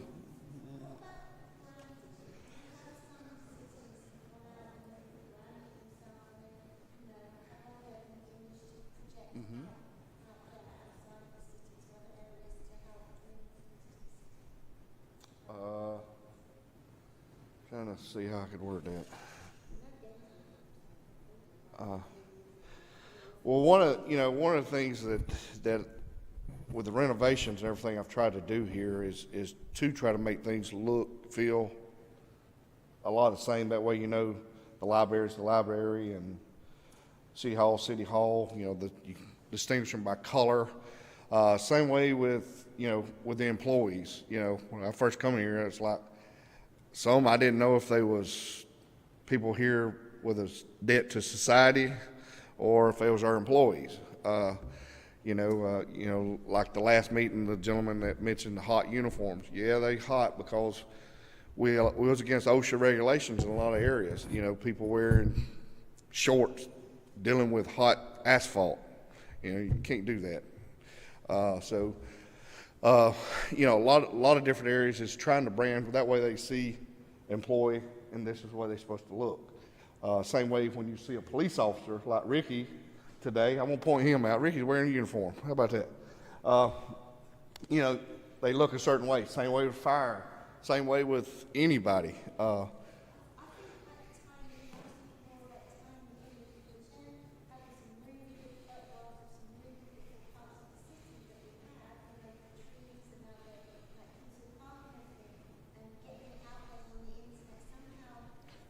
We're doing that with the new website.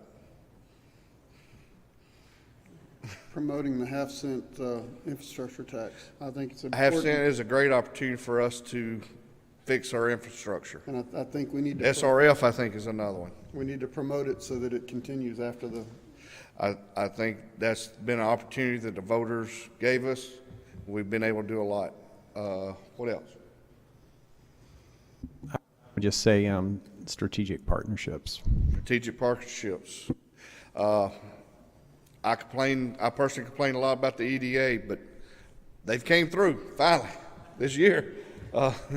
Ben asked me, I was one of the only ones not drinking the Kool-Aid, but I think that the partnership goes both ways. If we fund you, bring us something. That's what I think we need to do. What else? What's an opportunity, y'all? Talent management. I agree.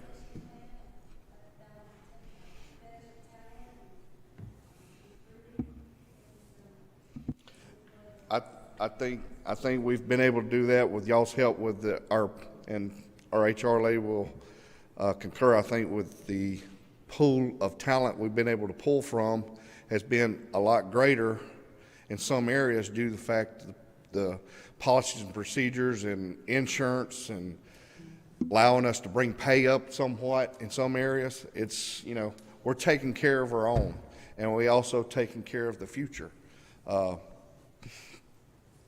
What, Ben? The real estate market economy is booming right now. So right now is the time to find businesses or encourage businesses to relocate to Lynn Haven. During the recession, it's going to be much harder to find business for our city. So the time is now. Okay.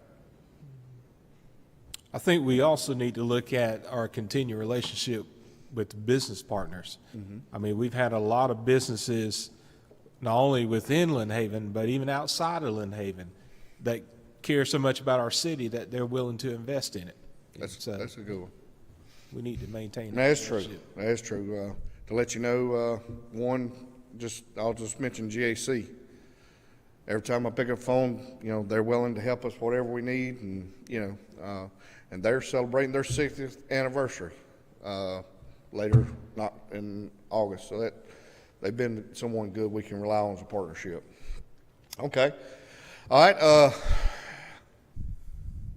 Threats. We'll go on to threats. What obstacles do you face, or the organization? What are your competitors' sister organization doing? Is technology threatening your position? Do you have bad debt or cash flow problems?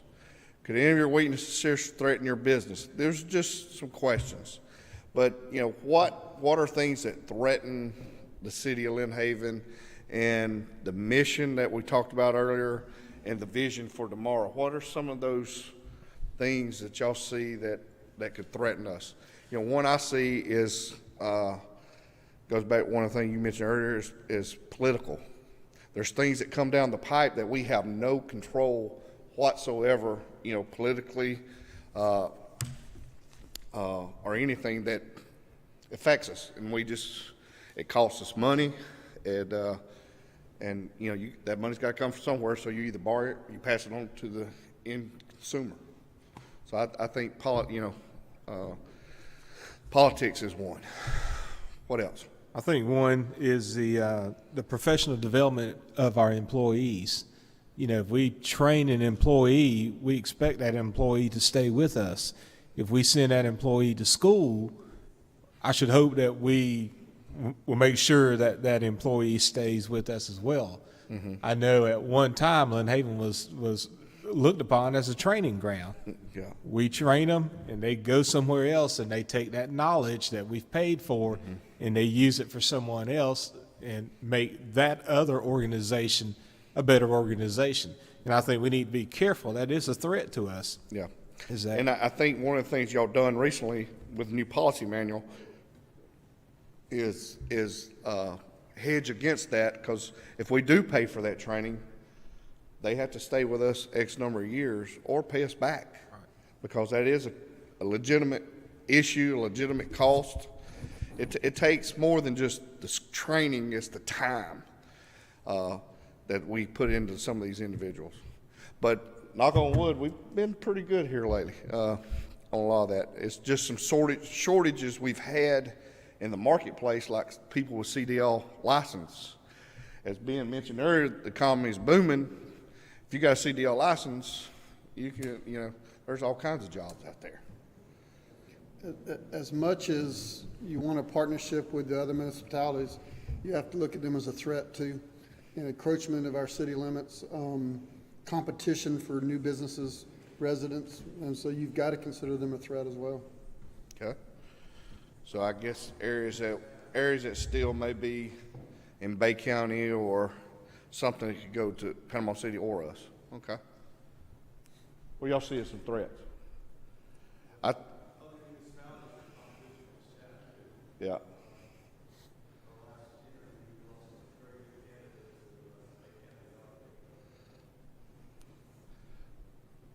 Did you say dog catcher? Yes. I didn't hear you, okay. No. Yeah. Why did we lose him? Was it pay or what?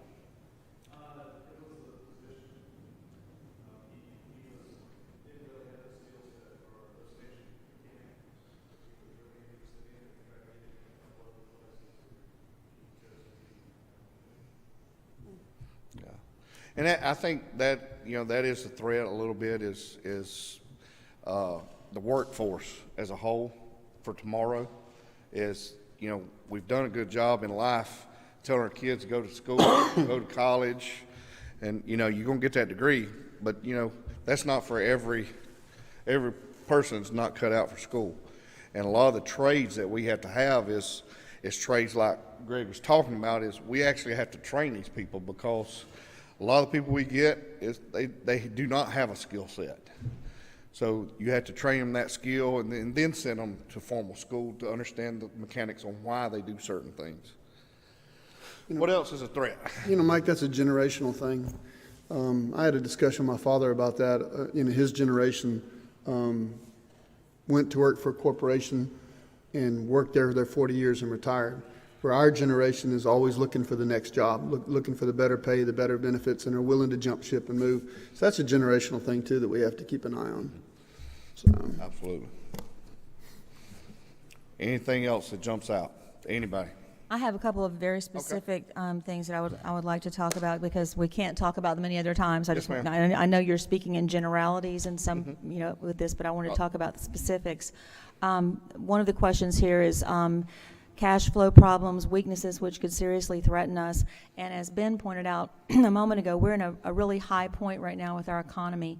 And I'm looking back at our half-cent sales tax paving projects, and I just wanted to remind the commission and everyone, when we talked about this, back when I actually made the motion, not a motion, but I made the suggestion that while interest rates were low, that we would borrow as much money as possible for the paving project. And I was looking more at going to the bottom number, the $15 to $17 million that we project that we'll be getting, probably much more than that. And so the commission did the two different loans, one for $4, one for $6 million, a total of $10 million. But what's disturbing me right now is, and this is not a secret, Michael, you and I've talked about it, what's bothering me right now is the way we're paying this back as a city. What we told the citizens that we would do when we borrowed this is that we would pay it back each month. Whatever came in, that's what we would throw back at it. So at this point in time, we still owe almost exactly what we did, and we should be able to have said we've paid $2 million back, and we have it in a sinking fund gathering interest here at the city.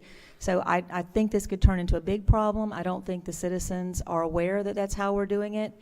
I just want to push forward again for this commission to think about, I'm not trying to make, we don't make any motions or talk about anything today, but I hope this commission will think about, we told the citizens that we would pay this money back each month. So each month we've been, getting totals like 190, 150, those kinds of amounts. And so this should be in sort of a sweep account situation where we're paying this off and we should owe $8 million instead of $10 million. And then we could borrow again.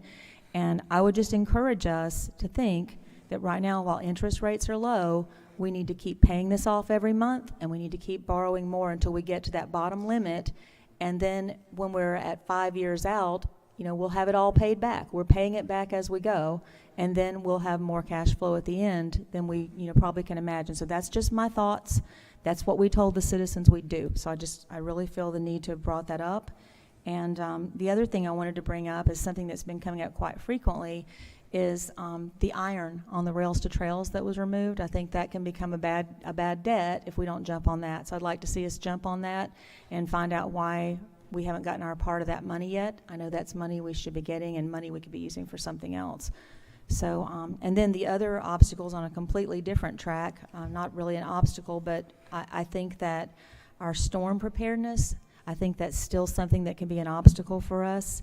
I know we haven't had a bad storm this season, but it just seems to me like that every time it happens, when we get a big storm in the Gulf, that we all sort of, we don't really look to me like we're prepared. Mm-hmm. I know that we're prepared in some ways, but I think we could be a lot better prepared from the past. So that's just my thoughts, and that's not criticizing anyone. No. It's just asking. I think we could be better prepared. And I'll agree with that. And actually, John and his group have been working on revamping that whole storm preparedness manual. So I think y'all be getting that in the coming months. Y'all see a new manual and show how we are prepared, and everybody's got a position to go to. And my last thought on threats, if I may, is at the end of a storm, there are other things that could happen that I think we need to look, the lack of power, what we could do to maybe get more generators, things that we could help to assist. After storms, sometimes lootings, which could lead to more crime, fires, all those different things. I think we need a really big picture of preparedness for the city, and I think we have some weaknesses there. Okay.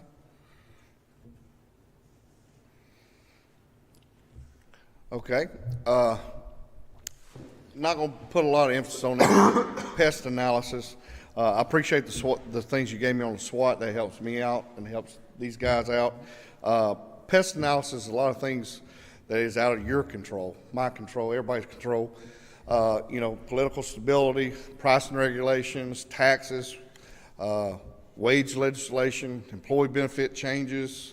All these things change what we do, cost us money, sometimes save us money, but we have no control. Economically, we have government intervention, labor costs, business cycle, recession.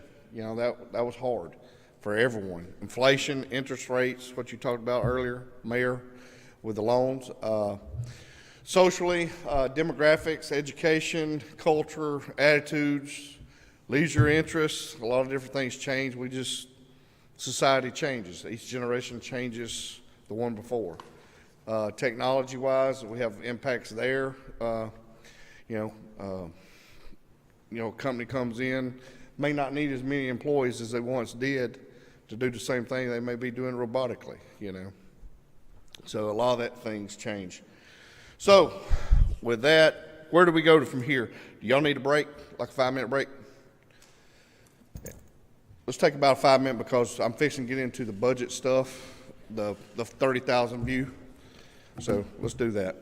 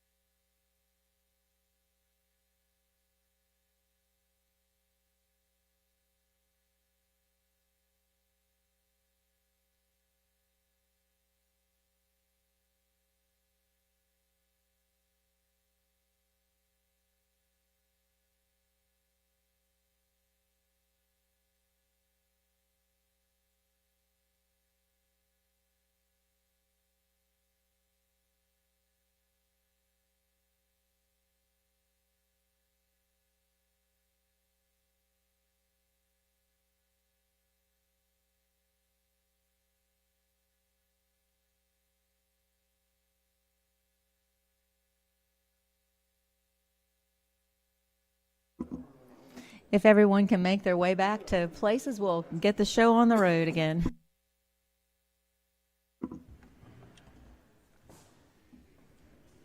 Okay, we've been through quite a bit of information this morning, and we're fixing to really change gears and start looking at revenue and expense drivers, and also begin looking at giving you a sneak peek of budget and what things look like in the future 3, 4, 5 years out. So, and remember, this is not necessarily a budget meeting, so none of this is in stone. We're not asking for this today, even though a lot of the items y'all will see later on in your budgets that I'll submit to you.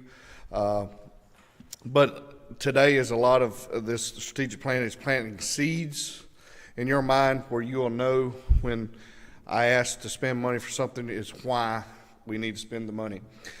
But with that, we have revenue drivers. One of the big things that we need to finish up on, and the consultants are working on, is the rate study and design study for the water and wastewater costs and the implementation. To refresh your memory, is we're looking at our water and wastewater requirements as we have to do some upgrades to the plants, to infrastructure, to lift stations, to almost anything and everything, including our wastewater plant. It's going to be needing a big major overhaul, which one of the things that we're doing is looking at rate design. And I've mentioned, and we've had several discussions, Rodney, you point out, you and I have discussed this quite a bit on rates and implementation is, I'm a firm believer in with rates is try to get a lot of your base cost up front, what it costs you to operate. As far as the final product, if it's water or whatever it may be, lower that cost. And don't crucify somebody for using water. They have a cost component. You try to levelize and not subsidize cost across the system. Is there cost subsidies? Of course. And it's just because consumers consume things a lot differently. But we got to look at that. I think one of the big drivers, we need to look at balancing the cost for reuse water. I do not think that we charge the appropriate cost for that. I think there's something that needs to go up. Due to the fact I don't think we're even recovering our cost. And we've gotten more people on that now, which is great, but there's pumps, there's tanks, there's employee time, there's things that also go into that. There's a lot of areas I wish we had it, we just don't have it. And there's areas, if we got it, we probably wouldn't have enough for people to consume some reuse water. So that's things you gotta look at. Another big one for me is, and y'all have mentioned it several times today, is stormwater. The way we do stormwater assessments.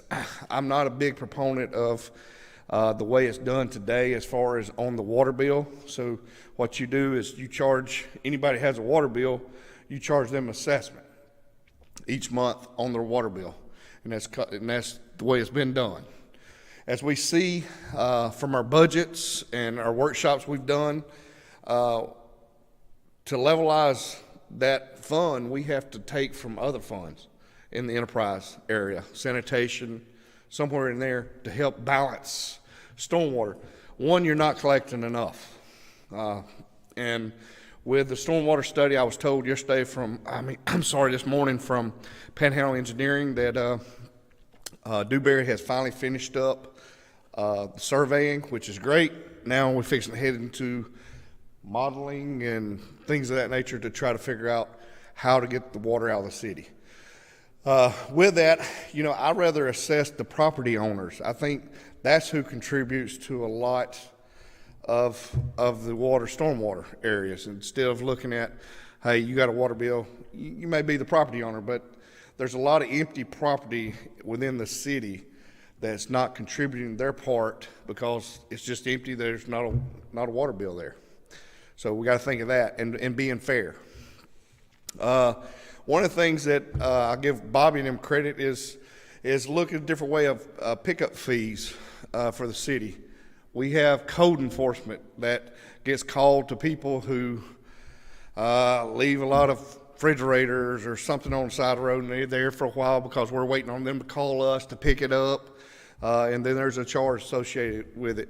One of the things that Bobby mentioned, and I think it'd be a great idea to look at, is we almost have a truck that goes continuously instead of charging individually people. I got a water heater went back and you come pick it up. Yeah, that's $10. Can we look at trying to spread that cost across everyone? Take out the component of code enforcement having to go by and look and search for these areas and just pick it up, Thank you. and just pick these things up. And, whatever it costs for a truck and driver, spread it across the cost. I think most residents would like that. Yes. I think that would probably solve a lot of y'all's headaches too. And it'd be, you spread the cost over and it'd be relatively cheap, something looked at. And that could also be something that we look at just contracting out. Nothing says we have to do it in-house. We may want to look at the cost of that. We may want to look at contracting. Another big revenue driver, half-cent sales tax. We've talked quite a bit about that. How we can borrow more in the future, how we can utilize dollars today. I think we've done a great job with that, what we have done. SRF funding, we've done a great job with that. And I think there's going to be some ways that some of the scope with the SRF that we've been able to, that we've done some half-cent sales tax work with, that we'll be able to reverse and put more towards some paving. So I think we're going to luck up there. Restore money, I beat my head on the wall on this one. Vicki, I know she does too. I wish they would hurry up where we can finish Porter Park. What y'all done prior to me here, it looks great, get a lot of compliments, but we need to move forward with it. Tryout money, Mr. Barnes, you and I are talking the same language. I would love to get some of that money, especially we've submitted the application. We're working on the EOC application, but we've already submitted the one for the sports complex, the property behind the sports, look at getting all those fields, bringing those teams here. And then there's ways that we talked about earlier, partnerships. Yeah, we don't have the hotels. Panama City does, just right down the road. There's a lot of ways we could probably work together if we can get something of this nature. So we're going to continue working on that. You got to give them a reason to come. Yes, sir. Yes, sir. Absolutely.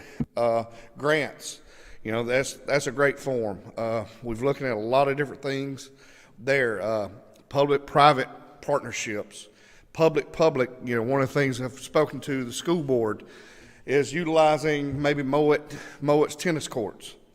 And somehow the city and them could, we get an agreement to repave, resurface, and that way public can use it, the school can use it, all the same. There's no sense in having like that many tennis courts in one area of the city and not being used. So it'll save everybody some money, taxpayers especially. Ad valorem taxes, I recommend it to y'all to leave it at 3.9. I sincerely hope that y'all do that. I will not recommend to y'all rolling it back. Housing prices has went up. A lot of things we've mentioned this morning. The economy is booming right now, which is great. I think the city needs the money. You're going to be seeing why. I think next fiscal year after this one, you will be looking at possibly having to increase the ad valorem taxes to keep up with the growth. I think this year with the housing market going up and our ad valorem taxes naturally going up with the housing market, I think with the growth and the possibility of several businesses locating like the other day, I think the growth will carry us through next fiscal year. After that, we're going to have to look at some stuff. The mobility study, that's something that we need to just go ahead, hurry up and put to bed because we're losing money every day. Is that going to be on the agenda next time? I mean, I was wondering why it wasn't last time, actually.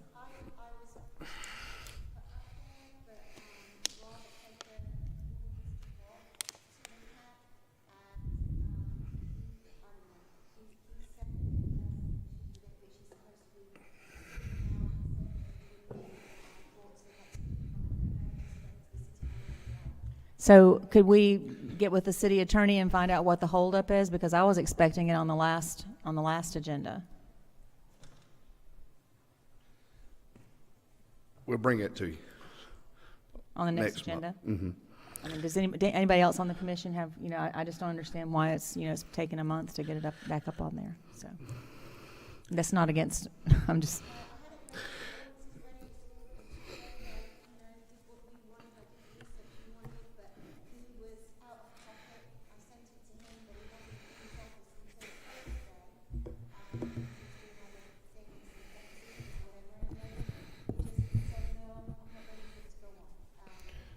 We'll push him on to get it on.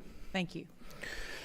Then, of course, assessments, there's stuff on the books, sometimes we may need to look at assessments to give us that boost where we may need to buy a new truck or something of that nature. So, I know that's, these things that I've talked about as far as revenue drivers, they're not, as politicians for y'all, there's not great things to talk about, but it's necessities because, we typically get money two ways. We either borrow it or we get it from the end customer. That's the only way you're gonna get money. So, unless you're blessed with a tax like a surtax, and these things don't come around too often. So, that's some big revenue drivers that we're gonna be having to look at. Some expense drivers, utilizing the efficiencies with the staff. I think there's still some more efficiency we could get out of our staff there. Also, I think there's some efficiencies in just contracting out some stuff and look at ways of doing some partnerships in certain areas. There's no sense in a lot of people doing the same thing where you can combine forces and get it done a lot cheaper. Healthcare efficiencies, I think there's, we continue. Y'all just approved that last meeting. I think that's going to help us out there. Of course, always look at borrowing money wisely, helps out. Employees' wages, we talked about employee development, employees. I'm with you. We have to pay the employees to do a good job. We have to take care of them. And I'm going to be the first one to tell you that's the heart and soul of this city is the employees. It's not the city buildings. It's nothing else. It's the ones that do the job every day. Expense drivers, old infrastructure. This is one of the biggest things is a lot of areas in the city, the can's been kicked. Unfortunately, myself and you have been dealt these cards, and we're taking care of it. And I applaud you for spending money where we need to. I think there's sometimes lack of planning, which you talked about earlier, Mr. Barnes. I think that's a big expense driver a lot of times that we have to retrospectively go back and fix. But a big one is the lack of technology. We've paid a lot of money and we hadn't got the services that we need and deserve. So I think these are a lot of expense drivers that we have with the city. And if, there's, these are just a list I come up with. I know y'all probably have a bunch as well. But these are some of the big ones that we're faced with. I just want to throw one in there that I really Okay. feel strongly about. Again, I hope y'all don't mind, but I just feel the need to say the things I want to say because we never get to talk. We can't, and I don't mean this personally, I've said this many times, but I think that spending almost $200,000 a year for the past 5 years on an attorney's services is ludicrous. And I think that's got to change. And I'm just asking the commission to really look at this and, just like just now, the attorney, an attorney that we hire to work for us telling us because he has issues with something that he's not going to have it ready on time or whatever, I just think we need to look at it. And for $190,000 a year, we could have an in-house attorney and a paralegal sitting here in our city hall that we could all consult with whenever we needed and get what we needed. So I think that's a huge expense driver. And if you look at, there's really one firm or two firms that have an attorney sitting in every city government office. I did some research, and I'm not going to throw the total out to you, but if I told you how much this county's paying to one firm, it would just blow the roof off this building. and I don't want Lynn Haven to be on that bandwagon anymore. Almost $250,000 a year for an attorney is ludicrous. There I am. Okay? Thank you. No, that's what this is about, get everything out. Clean and dirty laundry. These next items that I want to talk about is departmental current and future and budget impacts. I tasked my staff to let me know what they need in the short term, which year 1, year 2, and also year 3. Maybe some of them gave me to year 5, some of them gave me the next 2 years. Because when I took over, I didn't know what that picture looked like. And I thought, well, that may be a good picture for you to have today. With that, I'm going to tell you a lot of changes and things that we're going to hopefully be doing to try to better the city as a whole. Safety training. This is something that we've been putting a lot of money toward. Safety was not, I don't want to put it the wrong way, but wouldn't capitalize on each and every day for all the employees. Underdeveloped. There's a good word. I was looking for John. John's been instrumental in helping me with this, him and his staff, and Kelly. We've been utilizing Ricky's help with some of the safety training, but with the new policy that y'all instilled, we're able to have a safety program actually, and each employee goes through some kind of safety each and every month, regardless if they take money for a water bill, read the meter, fight fires, it doesn't matter. Include myself, participates. We're getting more and more. One of the things I want to look at is consolidating a lot of the safety stuff under our fire department, because that's what they do each and every day, plan for safety and safety issues. And, ultimate goal is, John, them, and their staff, once they get trained enough, is to go out in the field and make sure guys are safe, working in the ditches, make sure we do everything as safe as we can. Because it does go back is I want the employee to make sure they go home safe each and every night, and I know you do as well. A big one is finish the customer service center. I hope that gets done very soon. Ian been instrumental in helping with that. With the customer service center, you'll be a one-stop shop for citizens. They will not have to go through City Hall's maze of hallways and doors to get to where they need to go. It'll give actual employees more space. Code enforcement and planning and permitting, they'll actually have offices of their own now. We'll have a drive-through where customers can come through, drive through, pay their payment. There's a deposit box there. If they don't want to, they just slide it in that deposit box. They do not have to get out of the vehicle anymore in the weather. So there's been a lot of thought go through there. But the only thing really holding that up is porting numbers from AT&T over to WOW. So once they decide to do that for us, we'll be ready to open the service center. With that, we'll renovate City Hall internally some. Y'all mentioned history a lot. I believe in history. If you read a lot of my comments in the employee thing, I usually, every once in a while, throw in some history. I loved Abraham Lincoln. As a kid growing up, I think he was a very influential man. I use a lot of stuff that he done. I'd like to put a little money into front of City Hall, make it look like, Mr. Barnes, when you was a kid, you grew up in the building, you told me.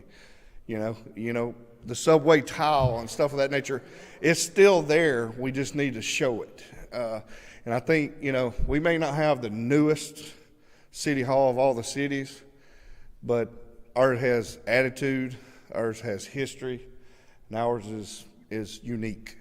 It's beautiful. And I think we need to show that. We've done it on the outside. Let's do it on the inside a little bit, the facilities. SRF, continue working with that. Half-cent surtax and support to pass again. I think that's going to be instrumental, us working with the other cities. They're working on the one for the school board. I think that's a great thing. I think it needs to get passed again for them, especially with the security measures they plan on using a lot of money for. It needs to come from somewhere. I I'm a big sales tax proponent. Everybody that comes here, visits, use our beaches, let them help us pay for the roads they drive on and come through our city. We're going to have to worry about the AWT expansion. You know, what do we do there? Do we expand it? Do we look at possibly the ability to maybe send some sewage back across the bridge to North Bay? You know, work with the county some. I don't know. That's something we got to look at. Finish installing a new phone system. You know, once they get them, we can install a phone system. It's going to be nice. Be able to pick up the phone and hit somebody's extension and actually get the fire chief and not have to call outside line and try to check him down. I can see if he's there in his office or not. Finished networking the city. It's pretty much done. There's still a few little areas that we got to tidy up, but we'll be able to share information instead of emailing it or here's a thumb drive, you know, today. As mentioned earlier, Julie's working on the new website. She's doing a phenomenal job. It's going to look new, vibrant. It's going to be interactive. It's going to have a lot more information. Hopefully allow a lot of self-serving of the citizens. Another big one we need to look at is scanning documents. You run out of space because you save all this paper, where you can scan the same information in, destroy it, and have it backed up. Because right now, if that piece of paper gets lost, we've lost that document. So one of the biggest things for space is scanning documents, where information in our business is key. Almost any business at your fingertips. So that's going to be a big. I mentioned self-serve, allowing people to pay online easier, more readily, allowing people to sign up for water service, sewer service. Those things are going to be, you know, great. Allowing a customer, instead of calling you, Ms. Tender, saying, hey, this ditch needs mowed, say, Ms. Tender, you'll be able to say, did you report it on self-serve? All you do is go in there and it sends an email straight to Public Works, and they'll have it quicker than I can do it. You know, those are things that, because a lot of people get tired of asking you, then you got to follow back up. Let's let technology work for itself. So that's some stuff. Utilizing Munis, for instance, work orders, service orders. Unfortunately, Bobby right now has to keep up when somebody calls in. You know how he does it? He puts it on a spreadsheet. That's not very efficient. Where if we had a work order, if we could utilize the work order system, our service order system, Bobby would be able to create a service order. His people create a service order, or the ladies up front create that service order. Hey, check meter is leaking. Well, he put a time frame on it. That job should be done. And hopefully he'll have a dashboard to tell him, hey, there's 10 work orders or service orders that have not been completed. He gets to say, all right, he looked at his people, why haven't we done these? It puts the transparency, it puts the responsibility of getting things done, and things do not slip through the cracks. Succession planning, HR done hit that. That's a big one of mine is succession planning. A great example of that would be, for me, us getting an assistant police chief and creating a position for assistant fire chief. You never know, you know, safety is very, very important. You never know when those things may occur, something may unfortunately happen to one of them. We need the next man up. And we need that not only in those areas, but we have it in other areas as well. So we're trying to train, especially some of these young, bright kids that we're getting, that the generation stuff we talked about earlier, they may be in millennials, but they think more like a Generation X. You know, we need to put time and money in those people. Performance reviewing, I think that's great to make sure that their employees are reaching our expectations. So there's some work that still needs to be done on that, and Kelly and I have been working on that as she continues to work on a lot of other things for us. Another big one that you might want to be looking at is, you know, does our library need to increase services? You know, some of the things they pointed out to me is a bookmobile to go to some of these parks that we have, or, different things. What do we want our library to do? Ben just got us a grant for some new computers. What do we want it to become? Or do we want to look at joining, with Bay County's library? I don't know what the correct answer is, but just things to think about. We're working on a LMS system, a learning management system, and Kelly's working on that. It goes back to a lot of our safety training, other training we got to do, sexual harassment, all those type of training. This allow us to keep up with that, allow us to know when somebody needs CPR training or whatever kind of training. It keeps up with it all, and we can also use that system to say, all right, rainy day, the guys in the field, it's a rainy day, they can't work in a ditch and it filling up with water. So what do you do that day? Well, you clean, restock trucks, you do different things. Hey, have you got your safety training done? No. Well, go in there and computer log on and watch that video and answer those questions. Get the training you need. Another way of maximizing time. We mentioned about renovating City Hall. What do we do with the post office property? Do we try to get a restaurant? Do we sell it? Do we rent it out again? What do we do with that? That's something we're going to have to be thinking about. There's still some property on, 77 up there. Do we continue holding on to it? Do we utilize it? Do we sell it? Do we, whatever. We need to increase our pay and online presence. The new service center has added some cost to us, and we're about there, hopefully finish putting some money into the building and be able to utilize it the way it needs to be utilized. We mentioned earlier, look about changing billing. Instead of doing it in-house, which is a very noisy, time-consuming product, there's people that do billing every single day. And, why recreate that, get a more efficient billing system? Look at Lockbox. There's people who process payments every single day. Do we leave it up to us? Because the way we do it is when somebody mails it in, we sit there and hand key it. Mistakes happen, and happen more regularly sometimes. And it's just, they're sitting there keying, then they stop. Somebody comes up, and they got to work with them.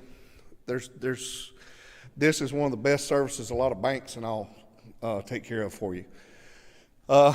Look at all the fee costs for all the departments. Look at our permitting fees. Do you want to foster growth by reducing some of your permit fees, or do you want to increase your permit fees, lower your taxes? There's different ways of collecting the money you need to grow and serve. We just need to find that happy medium. I think one of the biggest things as far as communication is increase your social media, which we are doing, but it needs revamp. It needs it more. And a lot of that's training of the employees. Vicki and I, working with the young girls, it's just our philosophy, and there's two different generations. So we're trying to make that marry and get them to understand our vision. I mentioned a city newsletter. I wouldn't think of nothing fancy, but there's a lot of things we could share out there that will not take a lot of time and get news out. And it could be a news avenue for you as well. I think we can improve our newsletter, employee newsletter. One way of doing that, I'd like our departments to get more involved in giving us a little bit more information internally, because that document for me is to share what's going on in your life, because we are a family. Regardless, we're all connected by the city. Last thing I have there is administration potential costs. So what I want you to do is the budget part, this colorful thing. I want to point out a couple big things that we got to look at. Some of the expenses we'll be looking at as far as in procurement is, some of it is software. Would you know the way we do purchase orders today? Is it 2 or 3? 3 copies? Is there 3 on there? 2.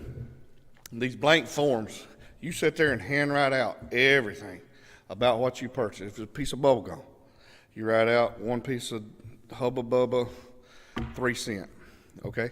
I believe in that. Transparency. I believe in tracking. However, with that same piece of paper, it has to have so many signatures and process back through, where with the networking of the city, these will be done electronically. Instead of having to have a procurement specialist sitting there handwriting a lot of these out, trying to true these up, chasing these down, chasing that up, we'll be able to do it electronically. So we allow people in the city, they could start a PO like a supervisor. If they need a part, it will, after they start it, they do what they need, it goes to the manager reviews it, and then it goes to someone like me, because I have to sign every one of these. And, you know, I can look at them on the computer and see what they are just as easy as that paper, because sometimes they need it, and they need it done tomorrow or today. So they have to run one up here to me to sign, I'm not here, I'm in a meeting with Dan. You know, something. So it's very, very cumbersome. Some computers, things of that nature, marketing communications, we got some costs as far as some email software we spoke about, replacing some computers, that, you know, these things, not a lot of expenses. Customer service, lots of computer replacements. There's a Tyler customer self-serve service that allows them to do, generate some work orders for us to get done and service themselves a little bit, so it's a little bit more proactive on their part. You know, look at outsourcing some billing, printing, and mailing. I got Dropbox, I meant Lockbox. Services, you know, something to look at, setting up. The library, they continue to grow. They're going to look at some personnel, and then replacement of a lot of things. And I put in here, they asked for a bookmobile. So that's something, you know, like I said, these are some needs and wants. So, you know, we understand how the funding goes. IT, there's a lot of software, incident managers, transparency portals. You know, there's a Tyler meeting manager that we can manage a lot of the meetings that we do, the workshops, everything. It's a lot cleaner, a lot better way of putting everything together, and somebody can download it off the internet.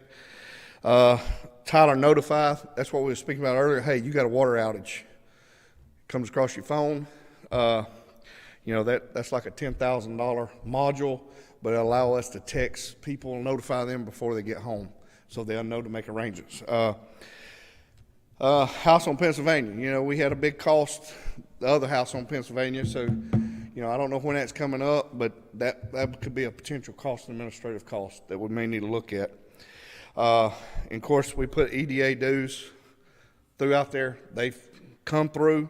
I think we need to support them, because those jobs are worth more than $20,000 to us that they finally came through with. But this kind of gives you a picture of the administrative. Do y'all have any questions administratively, something that jumps out at you or anything?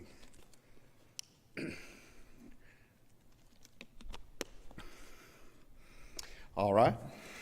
Michael, I'm sorry. One of the things that I would like to see, because we've said this several times today about technology, and you've given some examples as to where the technology needs to be improved. Could you create a list of the most needed technology, such as the improvement of the telephone, you know, all this other stuff, versus the things that you can use later on down the road to allow some budgeting time to take place instead of trying to put it all together at one time? And I know we're behind in technology. yeah. I understand that. My intent, the budget that you'll receive, you'll have that list. Okay. Yeah. Thank you. The phones and stuff we've already paid for. Okay. It's just a matter of implementation of that. The networking, that's paid for. So it's just, you will only get, I'm just kind of giving you a broad spectrum, and some of it Right. could be, you know, years down the road.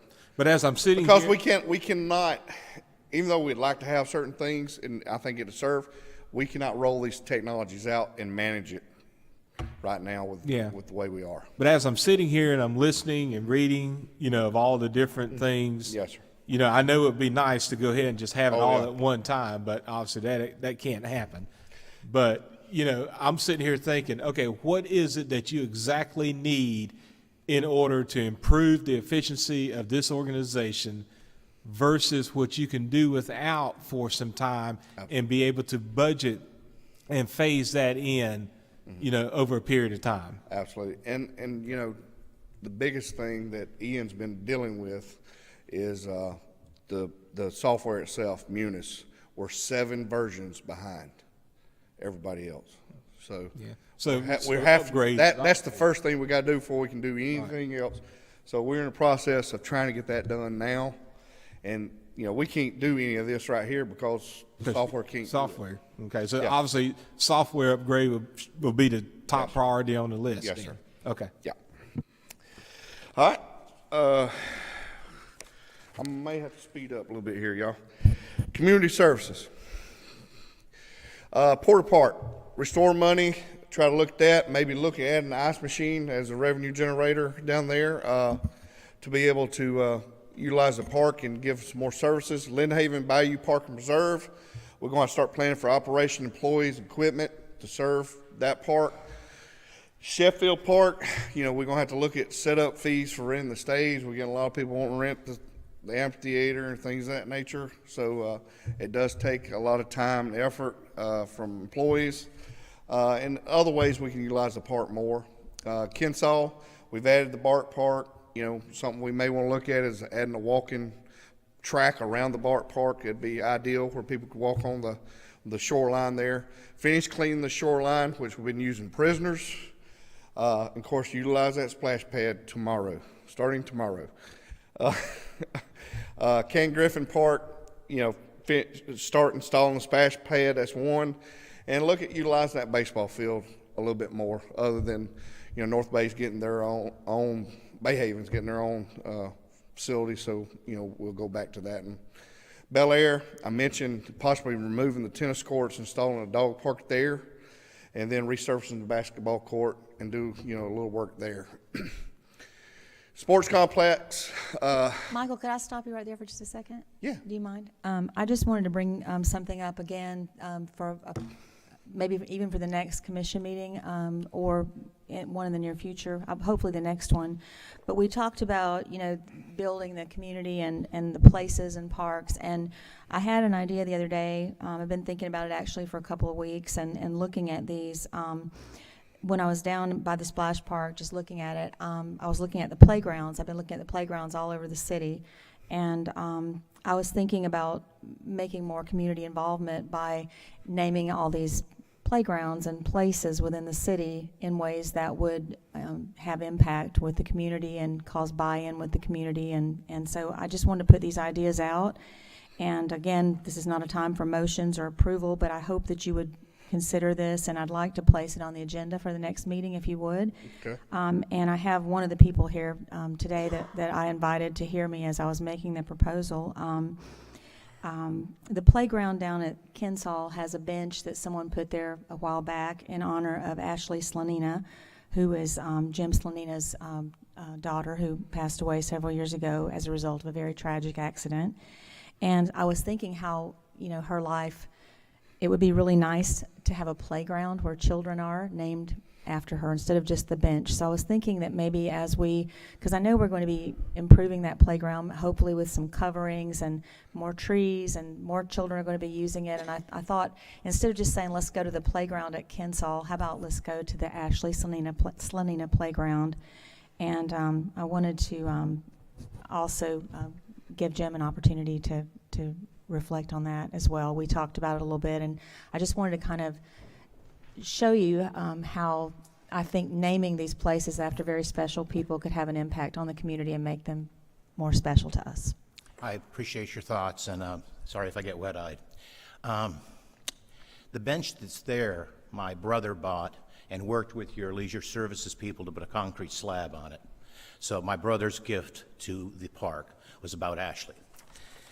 This is the T-ball team at Kensaw Park when she was 5 years old.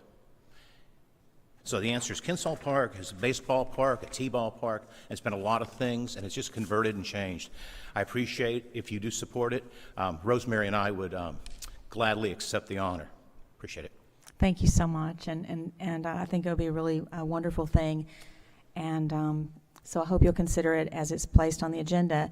And then I had just a couple other things. I'm sorry, it's just a great time to talk about those things that we think about. Another family with a very special daughter is Ray and Mary Sue Adams, who have Adams Pharmacy, and they've been a great part of this community for a long time. And I was thinking the same thing the other day, looking out at this playground and all the children. Suzanne was going to be a teacher. She loved children, and she was taken away very quickly. And I just thought how wonderful it would be for Ray and Mary Sue to have that playground out there to look at and think about all the things that Suzanne meant to the community. And then finally, I was thinking of the splash pad at Ken Griffin, how much it means to Leon Miller, and he was our first African-American commissioner here in Lynn Haven, and he talks quite frequently about Ken Griffin Park for other parts of it and 17th Street. So those are three names that I'm putting forward, and I hope that you would all consider them. And then as you're looking around the community, maybe there's lots of other playgrounds, tennis courts, places that you could bring forward, people that you think of. But I just think it will unite us more. We're talking about ways to unite the community and give us all people to reflect upon, and I think it's a good thing for Lynn Haven. So anyway, those are my thoughts on that. Thank you so much for listening. Okay. Sports complex, the basketball court. It's coming up. We're going to have to look at putting some money in it, and unfortunately, it's a very big ticket item that has to be done. Adding a baseball field, we need around a 6 to 8 year old field because out of t-ball we have a lot of kids, and we could use it for t-ball as well and the wee ball, but the 6 and 8 is a big turnout. Triumph funds, if we ever get it for the sports area, we're going to have to add some clay to the fields. I don't know if you've been out there to the fields and look at it, and I've bragged on David and Robert and them bunch trying to work on those fields. They look a lot better. And then move some equipment, repaint equipment. The old tennis courts out there, that's an area that's an eyesore. We need to look at really converting it to something. And the idea, I'll just throw it out there, is a skate park.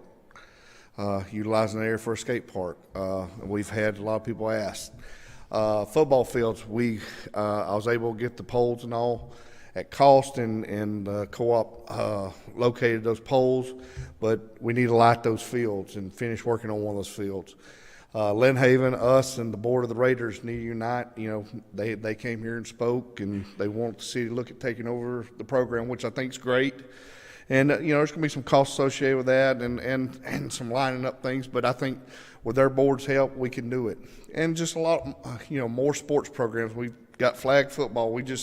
Tonight, you got 3 Lynn Haven teams facing off in the playoff elimination at kickball. So I encourage you to go to the sports park tonight. One, I'm looking at our contracts coming up on the Senior Citizen Center. Do we continue paying Bay Council and Agency $75,000 a year, or do we look at hiring somebody and run ourselves? I don't know. We're going to have to talk about that pretty quick because that contract's is up in August. And I'm pretty sure we can do a month by month until we decide what we want to do. So I may be coming to you asking you some of your thoughts about that. I'd be interested in hearing about that, just because I don't understand the concept of all that. Okay, all right. I'll make sure I touch base with you. Another big one is, we've had a lot of areas of heartburn, put it that way, with a concession stand from the citizens and from the city. The cost is one. And we have not had a truthful vendor helping us. I guess that's the only way I know how to say it. So with the splash pad opening tomorrow, the city of Lynn Haven will be manning the concession stand down there. And part of the effort too is these splash pads going to need a little bit more attention. Somebody there watching, because I don't want a kid get hurt. For the city's responsibility. Plus having somebody on scene that can get a hold of the fire department. So this is going to be a dry run for us. So we'll be doing that. And the other part is we're able to price things to make enough money to cover help and still offer something economical to the moms and dads. And that's the biggest thing I see. So that may be something. Renovate Lynn Haven. I call it the Garden Cottage. I don't know what y'all want to call it. That's something that's going to be named as well, Mayor. Us taking it back over the Garden Club. And what we want to do with that, you know, part of my idea is to try to keep on the same theme that we have at City. Color schemes, maybe do a little structural things on the outside, maybe look at stucco in the block building, you know, with mud, you know, just give it a little better feel. Could be something that could be rented out for birthday parties, bridal events, things of that nature. This weekend, I had a contractor in there cleaning it up because it was getting grown up around it, all those bushes, so we got all that up. So that's something to look at. We had the summer camp. That was a big hit.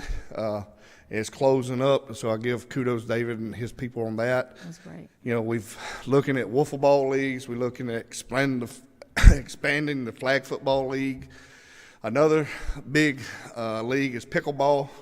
It's getting more popular. And if we do that, we'll need to definitely upgrade the floor in the gym to handle that.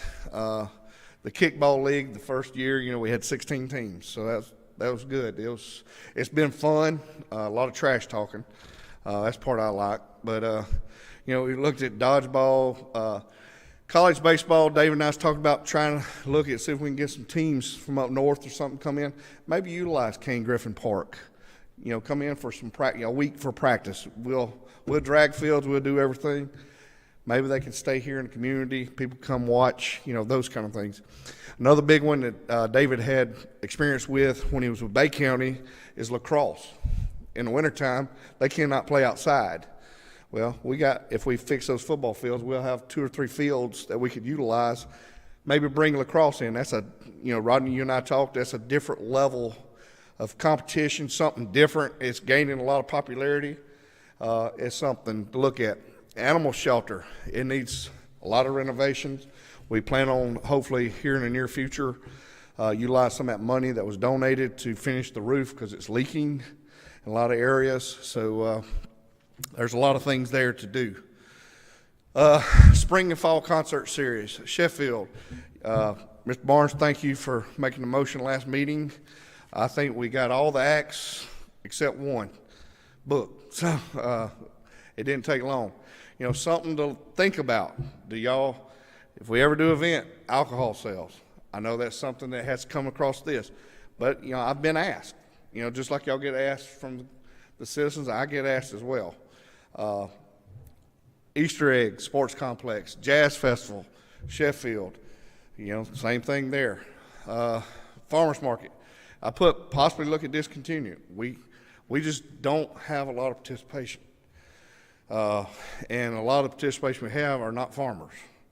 They don't have tomatoes and stuff. They have necklaces. So that's something.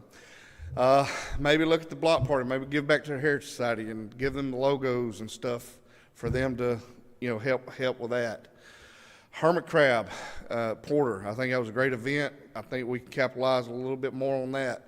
July the 4th, the parade, you know, we use Sheffield and Kensaw Park for that. 9/11 Remembrance, that's at Sheffield. Cruising on Florida Avenue, of course, that's Florida Avenue. I think that's a great event for us. City Government Week, Chambers, you know, we had several things for that last year. Halloween Carnival, Sports Complex, Winter Wonderland. That's one we're looking at possibly moving the sports complex for room and maybe add. You know, one of the things that brought out in the committee meeting, maybe adding the food truck services and things, let them come out there that day. Christmas tree lighting, Sheffield, Christmas parade on Florida, Black History Month here in the Chambers. So there's a lot of events like that takes a lot of people, a lot of coordination. So, you know, Vicki and Julie and Robert and David, you know, their men and women work tirelessly to pull these off. So those are good. because of time, Mayor, if you don't mind, I think I'm gonna skip the budget, the numbers, because you got those. Sure. I'll let you, but, some of the other things I'm gonna read, I figured y'all could read those. There's a lot of costs in there. And like I said, this is want and need costs, okay? Code enforcement, permitting. Now, stop me if you have a question. Because of time, I need to make sure I get done. One thing to look at is possibly electronic plans. I've had several firms, engineering firms now, we require people to bring several sets of plans in. That costs them a lot of money. They want, us to look at electronics. So some look at, one thing I want to press our planning lady on is look at a 7-day turnaround completely on any permit. And I think we're doing probably that or 7 to 10 days now. So with the growth, that's pretty good. We want to be able to take payments online. That's a big one. Maybe set up some, I don't know if trust is the right word I use, but some accounts for contractors, because a lot of them, they may have a credit card, or they say, here's $10,000, put it on my account, tell me when I run out, because they're building 4 or 5 houses, and it takes a lot of time, Dan, for them to run up here and take care of that, where we can issue the permit, email it to them, they done. One of the things that Amanda brought up is we don't have anybody for wetland delineation. We need to look at offering that service, because there's a lot of wetlands in this area. Selling our permits online. If you need a plumbing permit, you need a painting or whatever you might need, look at some of these things we can do online and save traffic, save them a lot of time. They can do it at night. I think we need to look at our fees. I think some of them I've looked at are pretty expensive. Some of them may need increased. But I think we need to kind of look around at others and see what our costs actually are. And, another thing is look at lowering days people have to fix code violations. That's something a lot of times, Ms. Tender, we send out letters and you call me, we've got a letter out. We got another letter out. It just takes a little time. And that, of course, that's one of my big issues. Okay. Because people call me and say, well, nobody's been by, nobody's picked up that garbage out in the yard and all that. And I go, well, they've been sent a letter.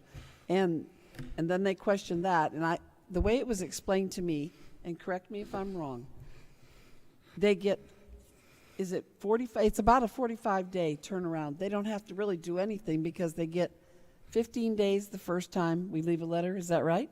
15. Depends on the Yeah. violation. And then 15 more, and then 15 more. So a month and a half has gone by.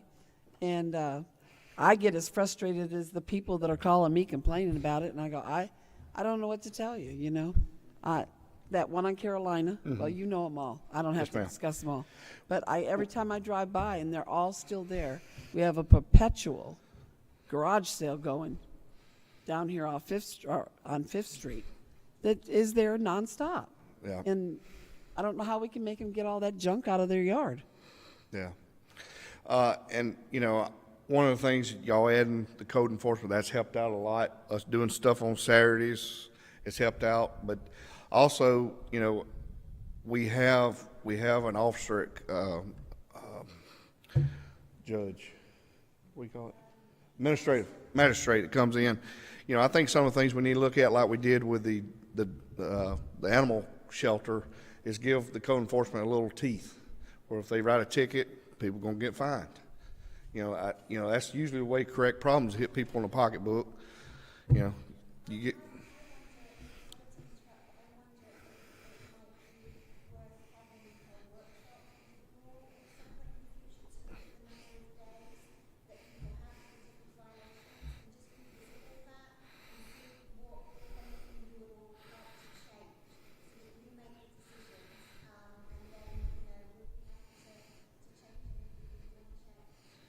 I would be all for that.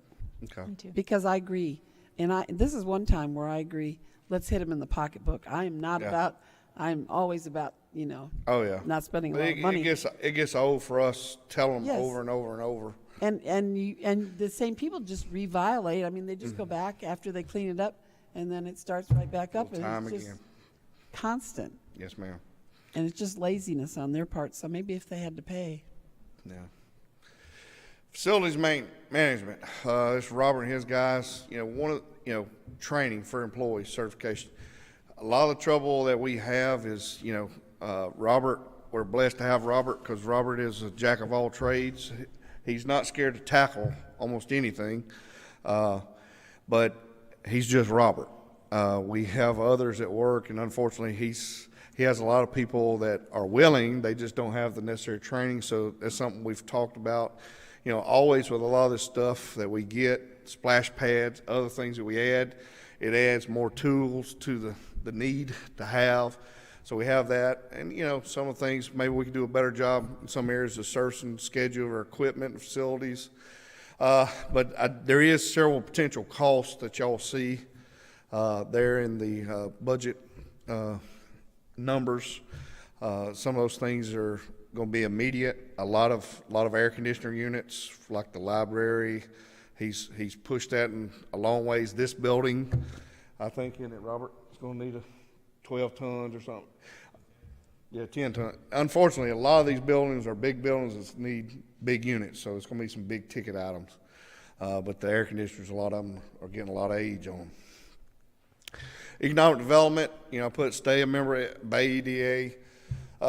Fuel depot property, hopefully something happens there. Continue look at different ways of marketing Florida Avenue.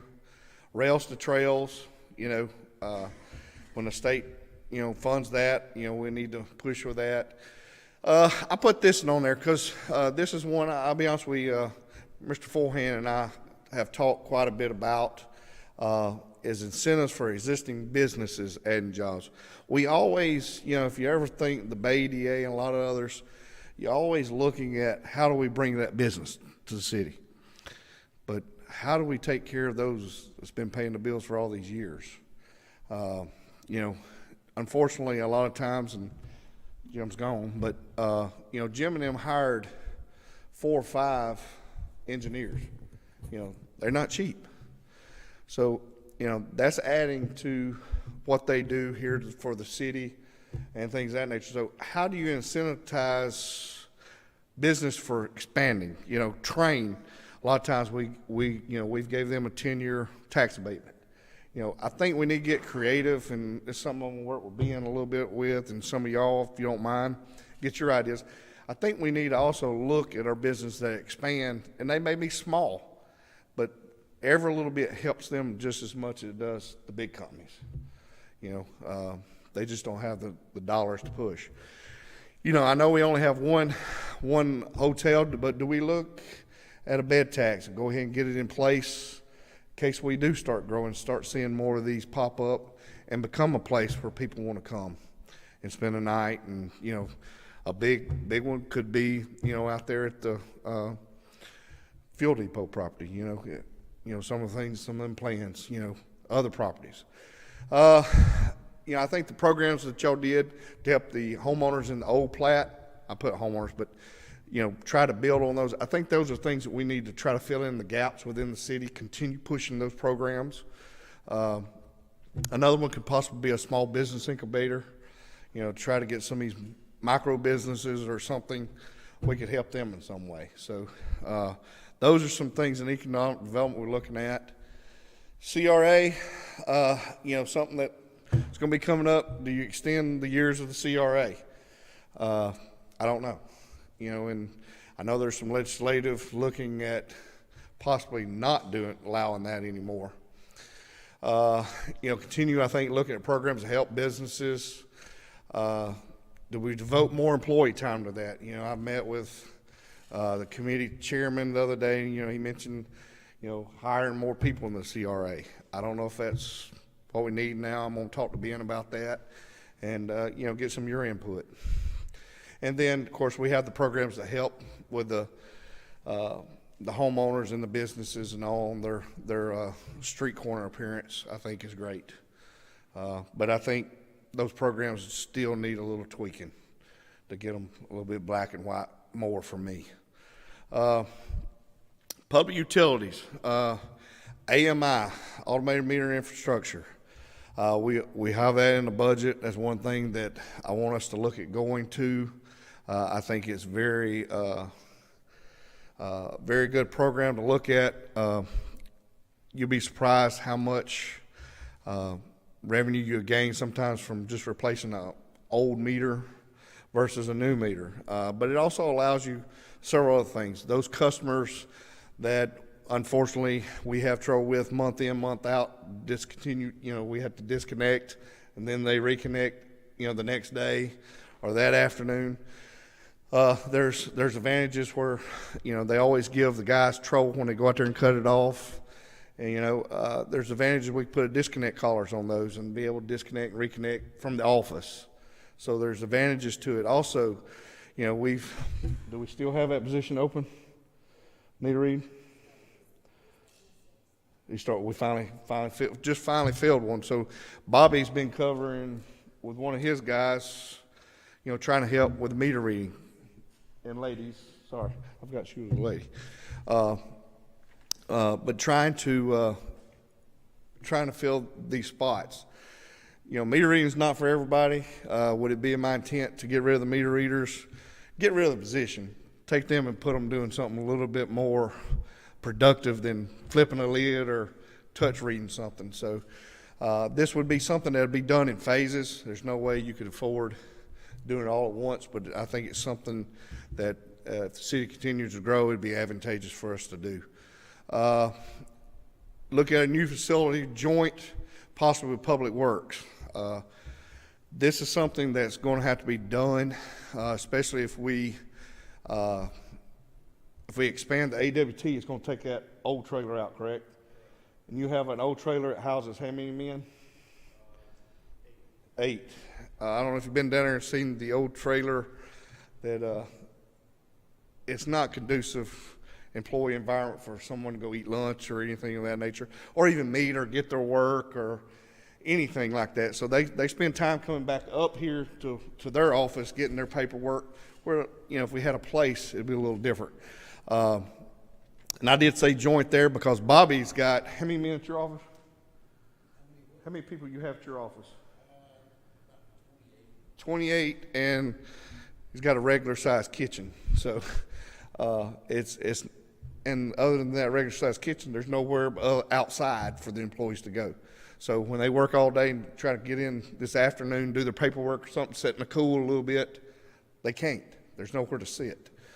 And with the way the city's growing, commercial areas are shrinking in the city unless y'all change the zoning.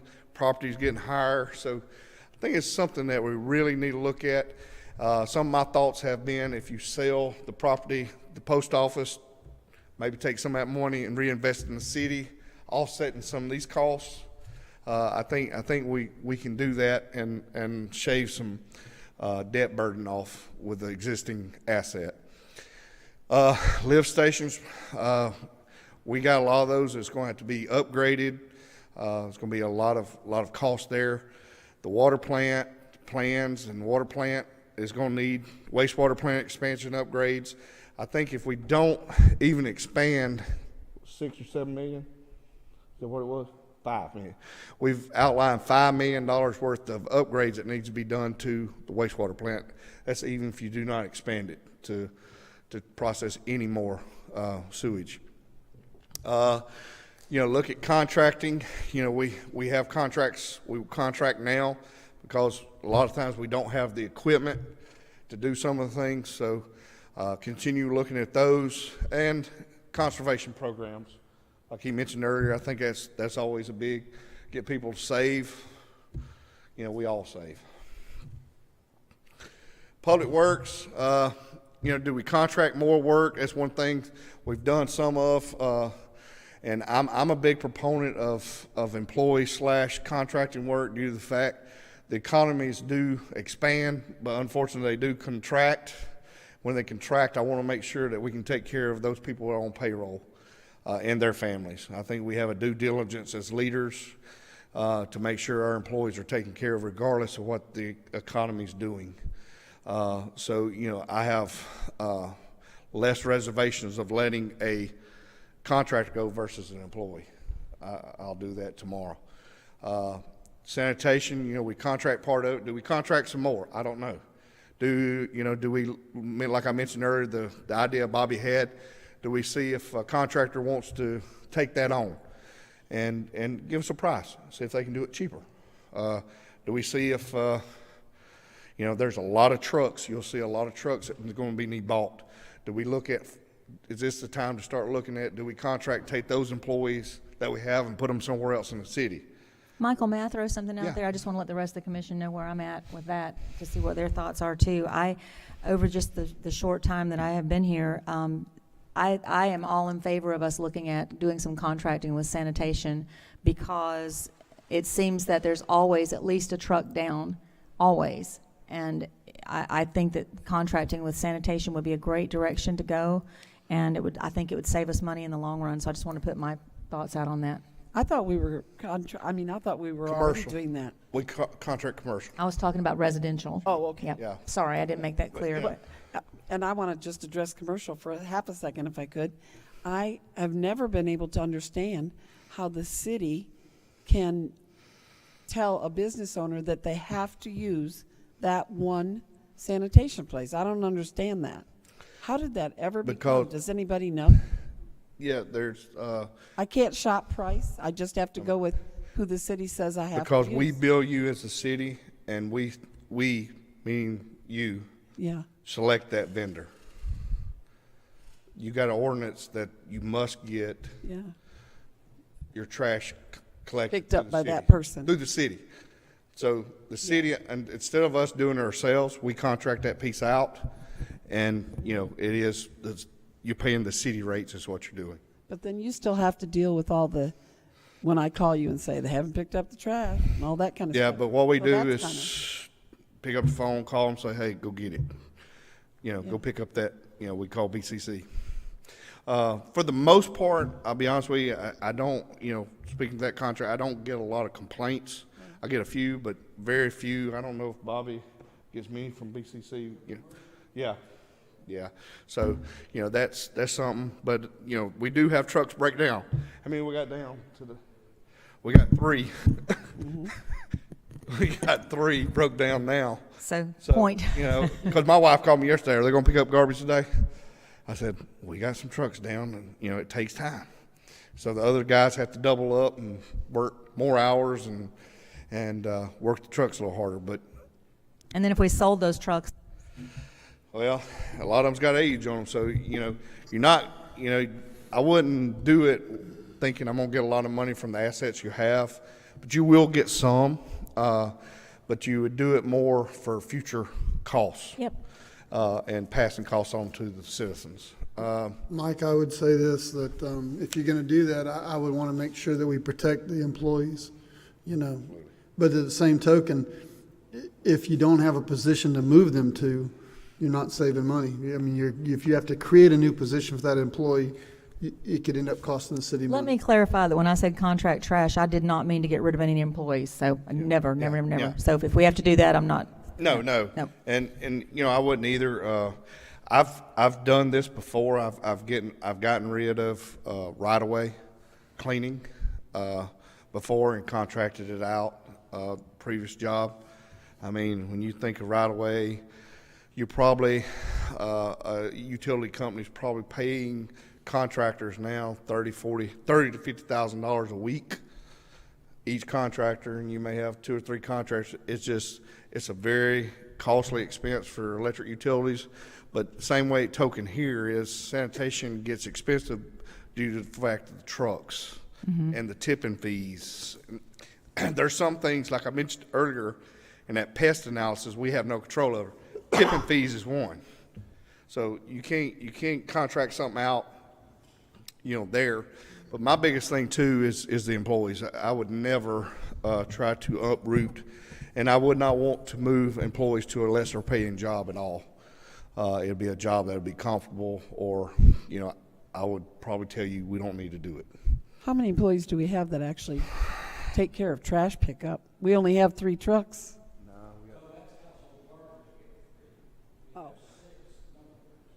Oh, I see. 3 household garbage trucks and 6 knuckle booms. Quite a few people. Knuckle booms run a lot.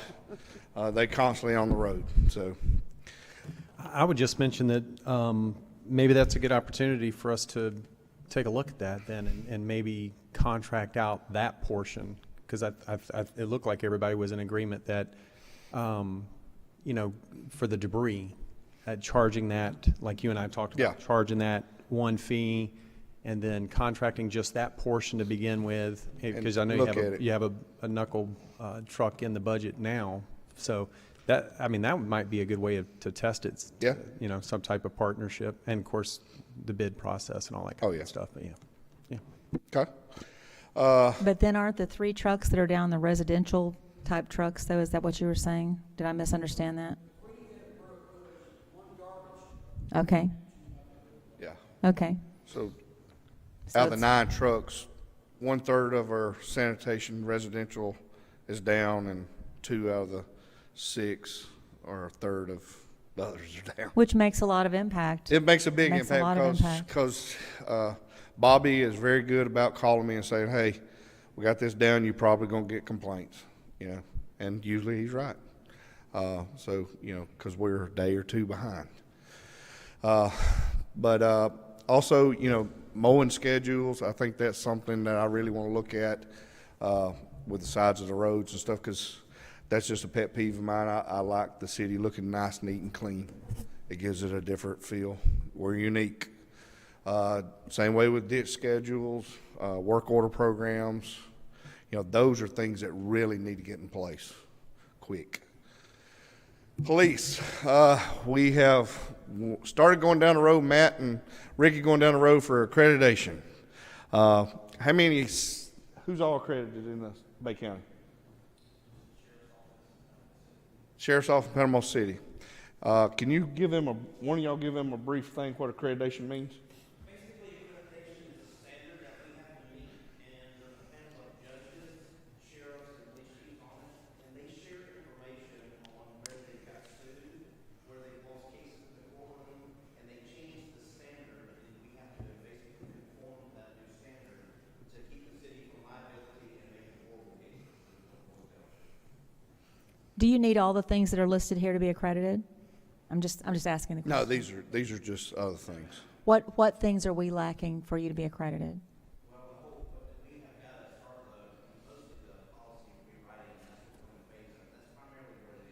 Okay.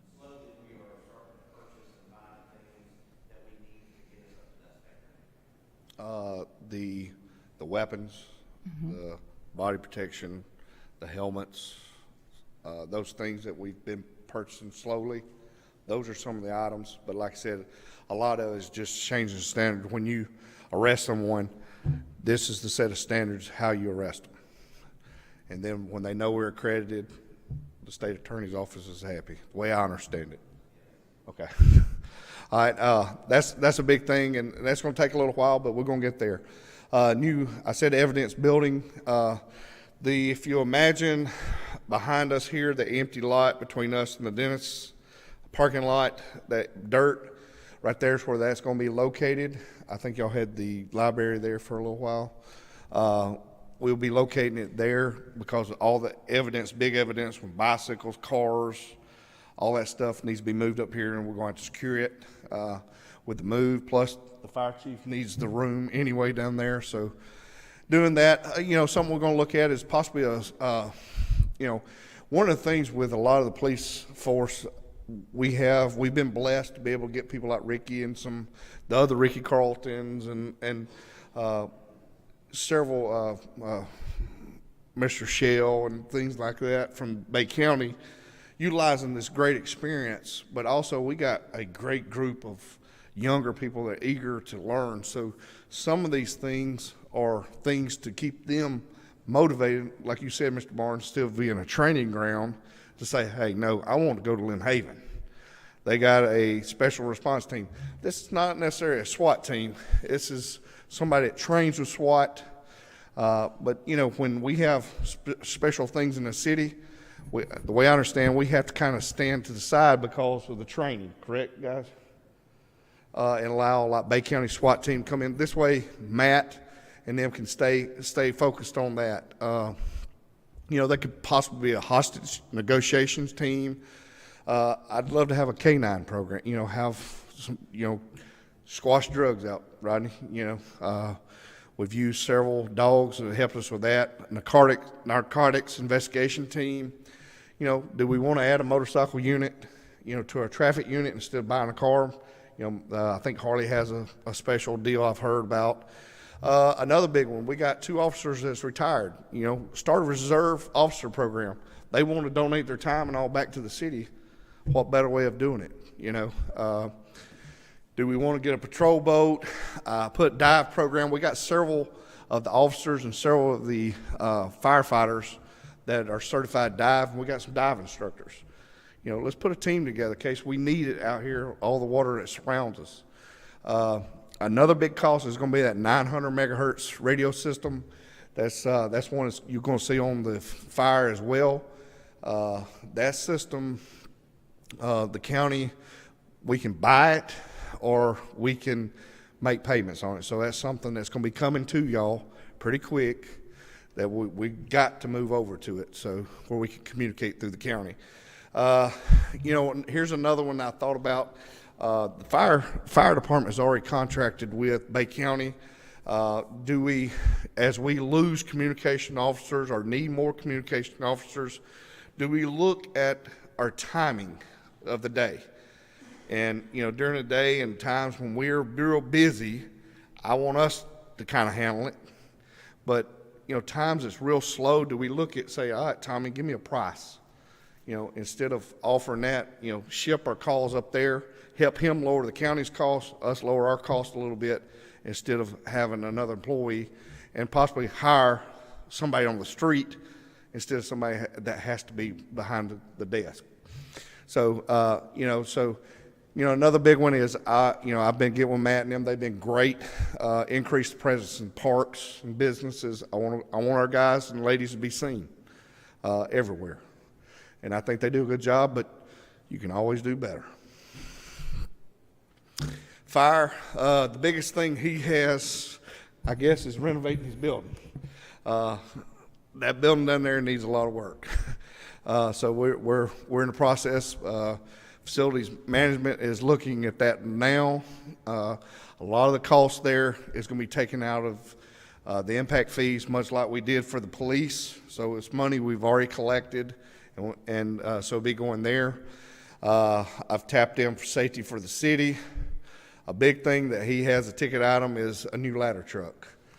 Don't want to price sticker you, but a ladder truck's $1 million. So how do we pay for that? Is it a fire assessment? Is it a one-time fire assessment, or spread it over 4 or 5 years? I don't know. We got to talk about that. Then you got to worry about a 365-day lead time. So you wouldn't get it, if you ordered it today, you would get it a year from now. So it takes a long time for those. We got some pumper trucks that are also in that budget. And that's if contingent on, some of them's contingent on D&H Properties developing out there, putting another fire station like they're supposed to. So we'll have to put the equipment in there, so those kind of things. And I got the dive team there. And of course, training equipment, that's what they do. 90% of the time, they train every day for the unexpected. And, you have to have equipment to train the guys and ladies for that. So, I think you'll be happy with the renovation plans. One of the basic things is, for me, is he's got in there is to give each firefighter their own quarters so they can shut a door, have a little privacy. They're not in a room together, because I snore bad and I'd feel sorry for them if they heard that. So, just little things. It ain't always the big things, it's the little things. So with that, I try to hit most every department that's going to have a lot of pricing. Of course, accounting's going to have some things, some software. Try to use some budgeting processes, but there's a lot more stuff in there for you to look at. What kind of questions do you have for me?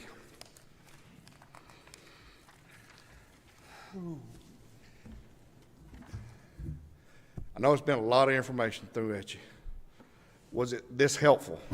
I guess that's my biggest question. My next thing is to get with my staff, follow up on this session, try to put together a strategic plan for you based on some of the things you told. Mayor, try to work with the community a little bit on that, like you mentioned, and finalize it. But in the meantime, the next biggest thing probably on y'all's plate and my plate is budget and their plate. So we'll be finalizing a lot of that and bring it to you very soon to start. So if you got any real big needs that you mentioned today that, hey, Mike, put a start by that one, or, hey, Mike, I want to wait on that, let me know. So, but I appreciate y'all's time, patience with me, and appreciate everything y'all do. But that's all I have, Mayor. Michael, I'm sure everybody shares my same thoughts. I really appreciate the time and energy that you put into this. You've been standing on your feet now for 4 hours. You know, we appreciate the time and energy that you put into this, and I think it's been very eye-opening. I think we've all had a chance to, you know, to express ourselves, and I'm going to give just a moment for some public commentary, and I promise to do that, but. And then we'll adjourn. But I do want to say how valuable I think it's been to have the city administrative employees here, and I think that we might want to look in the future at having a room full of all employees and giving an opportunity for some interaction. It's got to be intimidating for employees to interact with the commission. I remember as a teacher trying to interact with school board members. It's just kind of the same thing. But I think it would be valuable, and I appreciate, you know, I've learned a lot from listening. We haven't heard that much from the employees, but I'd love to hear more. And if I could give opportunity for public input, and then maybe some of the other commissioners would like to say something as well. Okay.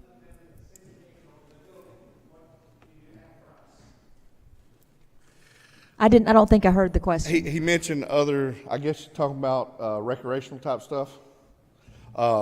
Well, one of the things is if you look at Bel Air Park, there's some old tennis courts that's not going to be used. My thoughts, because that area does have a lot of senior citizens or older generation, baby boomer, that a lot of them are retiring or have retired. So you know, I want to put a dog park there. I think that because most everybody has a dog and they can go down there. I'm open to almost anything. I think, what'd you say our median age was? Our median age is 38. 38. So a lot of things you've seen today is geared towards that age group, but we can't leave out anybody. So I'm open to suggestions. Thank you for hanging out with us. Anybody else on the commission before we leave? I just wanted to say thank you too, because it's been very informative. I've learned more in the last 4 hours than I've learned in the last year. So I appreciate it. Commissioner Friend? No, just good job, Greg. Yeah. Thanks for having it. Same here, thank you, and thank the staff too. Thank you so much, everyone. All right, Where'd Antonio's go? lunch at Sun.